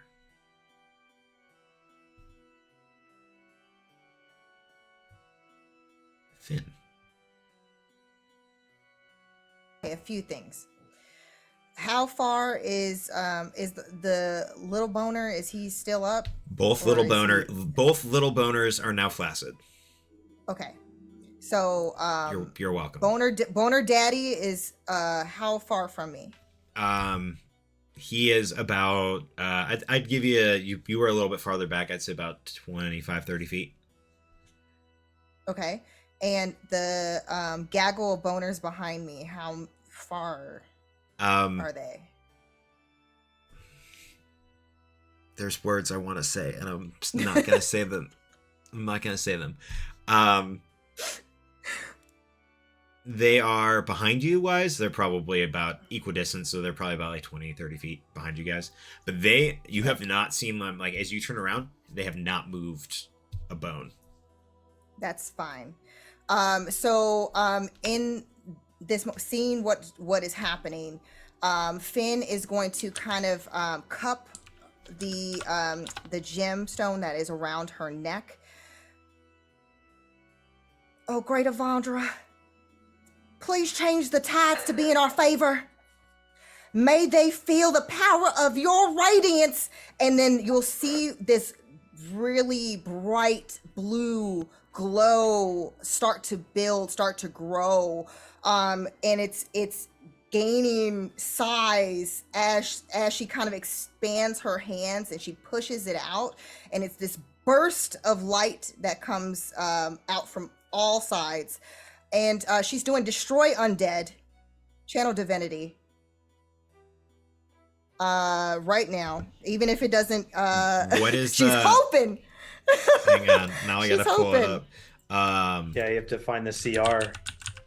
Yeah, I don't know. So she's just channeling and she's focused and praying to Avandra with this just burst of energy. Blue and like radiant energy that just bursts from her person out around her. So it's basically when an undead has to basically roll for the save. The save is 15. Mm-hmm. And it's basically it's a saving throw against like turn dead, but it's also too like its own thing. And it's basically instantly destroyed if it's a CR like half or lower. You guys aren't 8 yet, right? Yeah, you guys are still 5th. Or, well, you would be in that 5th level bracket. Yes, I'm in the 5th level. 1 second. Let me cross-reference. I'm trying. I'm trying. Oh, so nervous. You watch as all of the skeletons behind you, just one after the other, like confetti, just begin popping. One after the other, and like with the remnants of their armor and weapons just clattered to the floor. There's still this bright light emanating from Fanara's eyes as she's like outstretched with her hands. And he's still standing. I'm assuming. In front of you, you watch as like this wave, almost arch like emits and pushes forward, like as it gets to the Lord of Bones. He just very stoically slams the scythe down in front of him, and it dissipates. But you turn behind him, and as the arch begins to engulf one row after the next, they just start lighting up and decaying. So yes, in front of you, still there, still very much alive, still definitely not a CR 1/2. But behind you, everything is dead. Okay, I just need to, because I always forget this. If I did bonus action, but it's a spell that's lower than 5th level, I should be Correct. be good. Correct. Yep. Just verifying. I'm pretty sure. Well, turn undead isn't a spell, or destroy undead isn't a spell. It's my channel divinity. Yeah, that's why I was like, it doesn't count. So you can use a bonus action spell at whatever level you want. Oh, fantastic. Okay. So in that moment, there's a shift that happens where the blue flickers to a bright golden color of light. Before, basically, as he does the staff action, as it dissipates, all of a sudden it's like this spectral light that starts to form in the shape of Avandra in all of her glory before him. She's casting a spiritual weapon, and it's basically in the shape of Avandra, Nice. ready to fight. All right. You can make an attack roll with that too. Yes.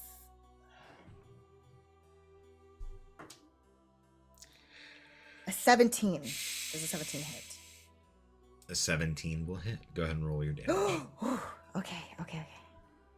DM, point of order.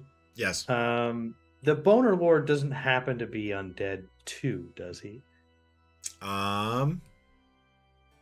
If he did, and because I'm not asking you to tell me anything. No. If he was, he would have also had to make a wisdom save. Oh, that's true. Oh, because That it's is part true. of turn because undead. it's turn on dead. Yep. That's Gotcha. Let me double check. That is true. Let me read one thing. Okay, how does a 16 sound? It does beat it. Yeah. Perfect. Dang it. You're good. So that's 8 points of damage. 8 Basically, points. where Avandra basically delivers the same kick to his chest. Ooh, I like it. That's fun. Why am I doing math? right now? Avandra's getting There we go. petty. There we go. And he looks and like turns to this bright apparition in front of him that you use, and just like imagine they're about the same. They're now standing like at about the same height, and just like eyes furious, turning toward you as well. But before we can get back to him, we got to go through everybody else. So Oak, it's your turn. All right. Here's what Oak's gonna do. We're gonna see how this plays out. Oak is gonna cast Shield of Faith on herself, first and foremost.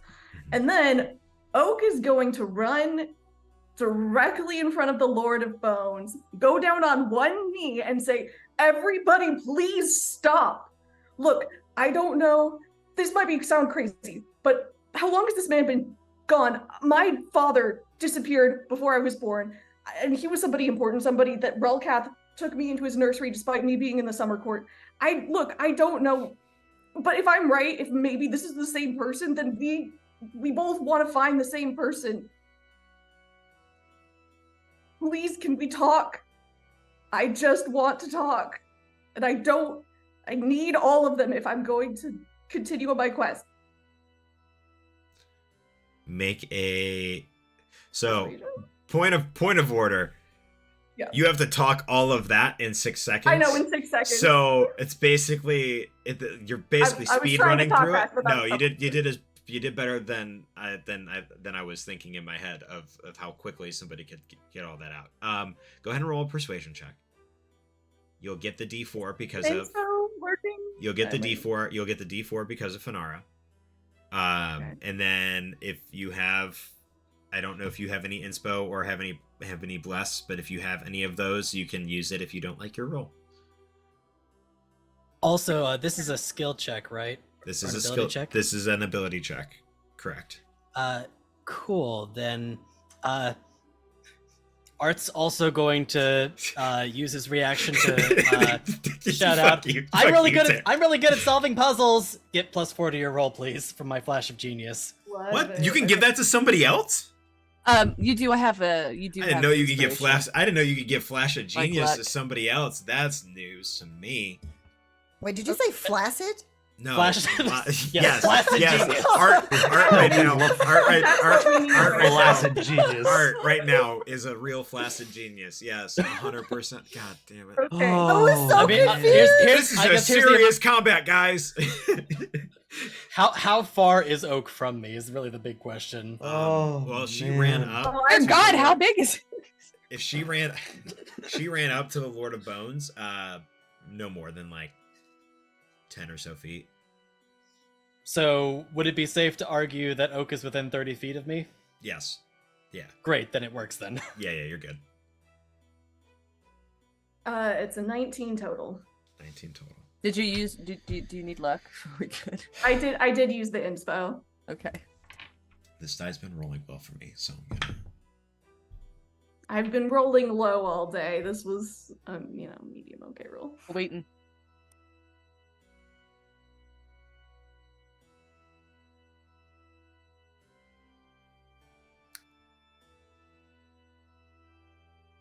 He looks at you.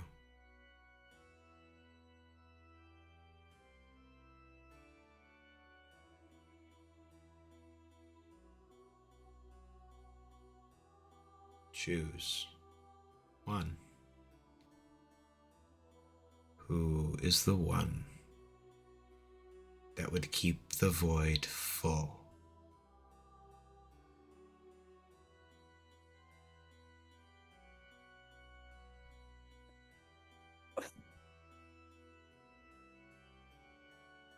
Why do you want to play this game?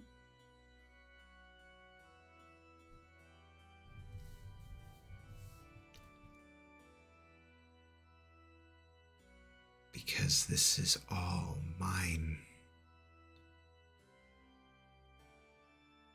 And anyone who brings happiness, love, and joy into my domain deserves to feel it ripped out like it was to me.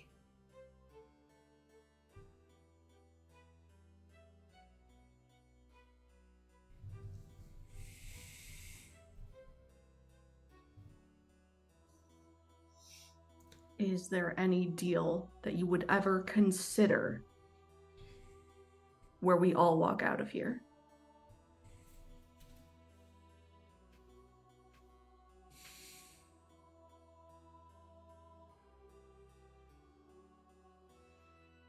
What if I promise to come back?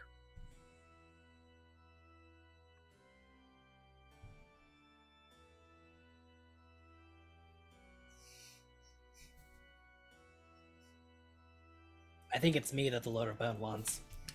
He looks at you, stares you in the eyes for a second. Man, I wasted that natural 20, but it's for a good reason. If you make this promise, if you make this pact, your strength will then lie in our bond and this oath of fealty to me.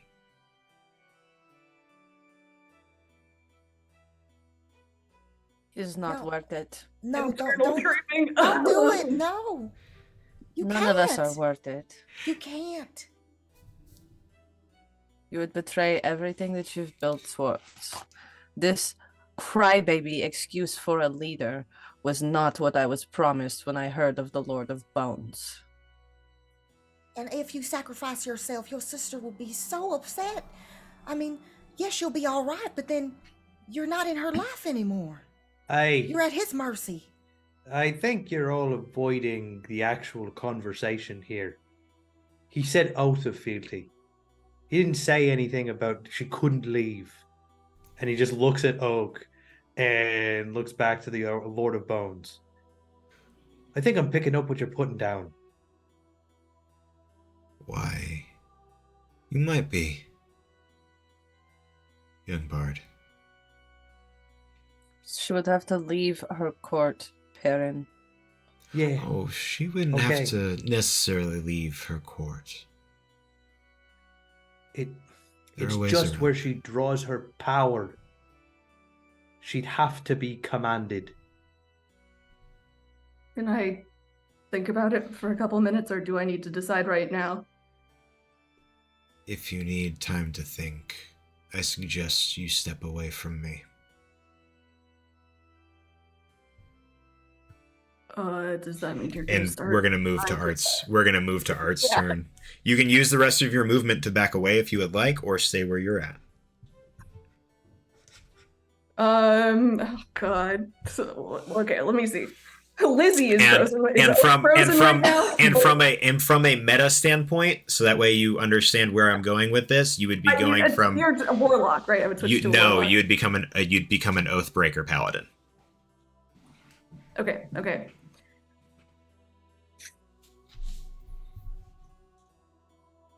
Yeah, okay. Oak is gonna stumble back and like real think about this. But And you know what? To make it easy, as you stumble back, and the Lord of Bones turns to the four of you, that's where we're gonna end because it's already 10:30, and I don't want to keep this combat going for too much longer, or else it'll go into forever. So that's where we're gonna end tonight's session. what?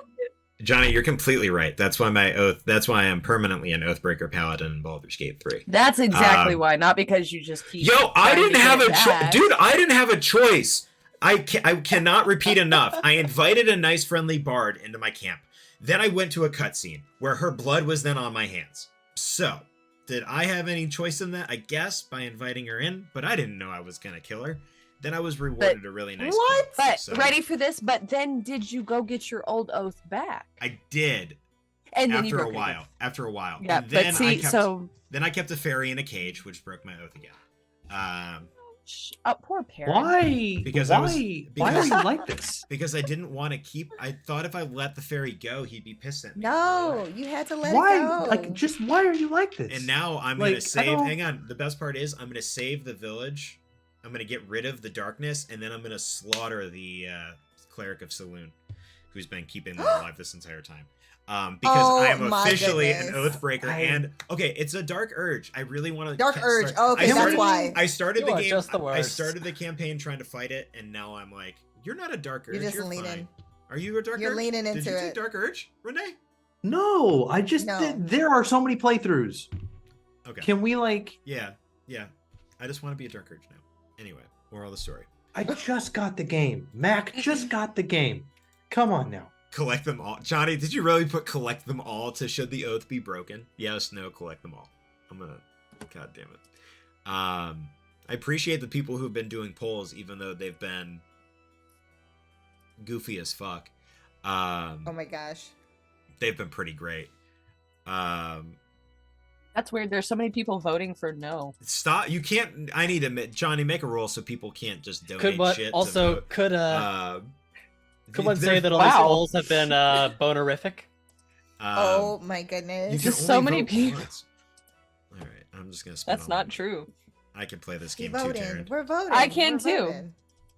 voting. But Right. I mean, Oh man. All right. I Anyway, don't like this. I don't. let's like go this around the one horn. bit.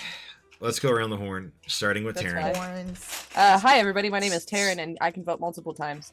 You can get us at Valrook across the socials and in the Twitch chat, and in voting right now. I make dice. I'm a fucking chaos gremlin. I laugh at pee jokes because peepees are funny because sex is a joke. Basically, you can catch me here a lot. I do run a campaign here once a month called Curiosity, where it's all Keekans. And they're dealing with very real threats that eventually may cross over. We don't know yet. I do know. Hoping for cameos with cat people. Here we go. You can also catch me on Mondays over at Modifius for Fallout, where I play a good old boy named Sport, who may not necessarily always be the brightest, but is pretty pure of heart. Gotta say it. Beyond that, working on TTRPG and things and stuff. I think that's everything for now. But, you know, come check it out. Here's my friends.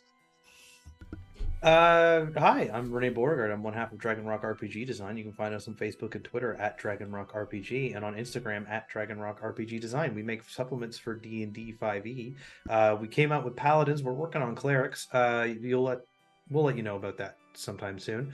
This Friday, the 29th, you're gonna find me on the initiative order playing a rocker boy. Yeah, I'm playing Cyberpunk Red, a rocker boy named Red Tape. Let's find out what that means. And yeah, other than that, like there's not too much going on. But dicks. Yeah, that's enough for me. My job's a bit weird. Here's my sister. What's flaccid? Anyway, hello, I'm Utahime. I am a cosplayer. I also too am a huge TTRPG enthusiast, up to lots of TTRPG shenanigans on a weekly basis, including the fact that I am an official host for Tabletop News. So please stay tuned because that is going to be releasing soon. So just continue to follow Tabletop News on all the socials in order to see what's up, what's new, and get all the fresh news from us. And also, you can catch me on Mondays. We're coming back, y'all, for our Fallout campaign, Winter of Adam, where I play a child of Adam, crazy Magdalena Suarez. She is a sweet soul, just maybe misguided, a little confused, especially now, but we'll find out what happens with her as we continue on this journey in the Wasteland. And also, too, you can catch me here on the Red Hair Inn every other Tuesday, and there's going to be some more announcements to come, so stay tuned. And passing it along to our Oathbreaker? Question mark? I Maybe don't. not. Who am I? What do I do here? What's happening? I'm like in a fugue state right now, but my name is Lizzie W. You can find me on social media at the Lizzie LD or pi_heart in chat and Discord. Just a lovely playing Oak. You will find me here on alternating Tuesdays, and that's about it for right now. But follow me to see where I might pop up next. Yeah. So much excitement. And hello, I'm Eddie, your humble Vavilion Vagabond discount bard across the socials. I'm here also on Alternative Tuesdays, clearly, surrounded by these amazing, wonderful people.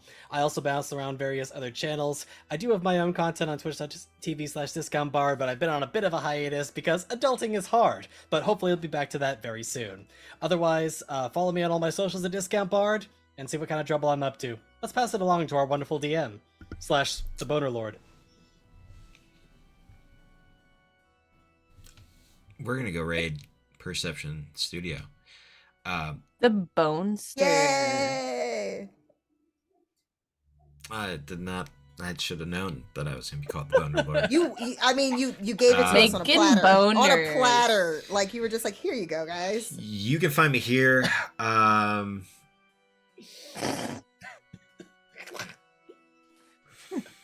You can find Logan here. You can find me here. I have other words I want to say, but I'm done talking about boners.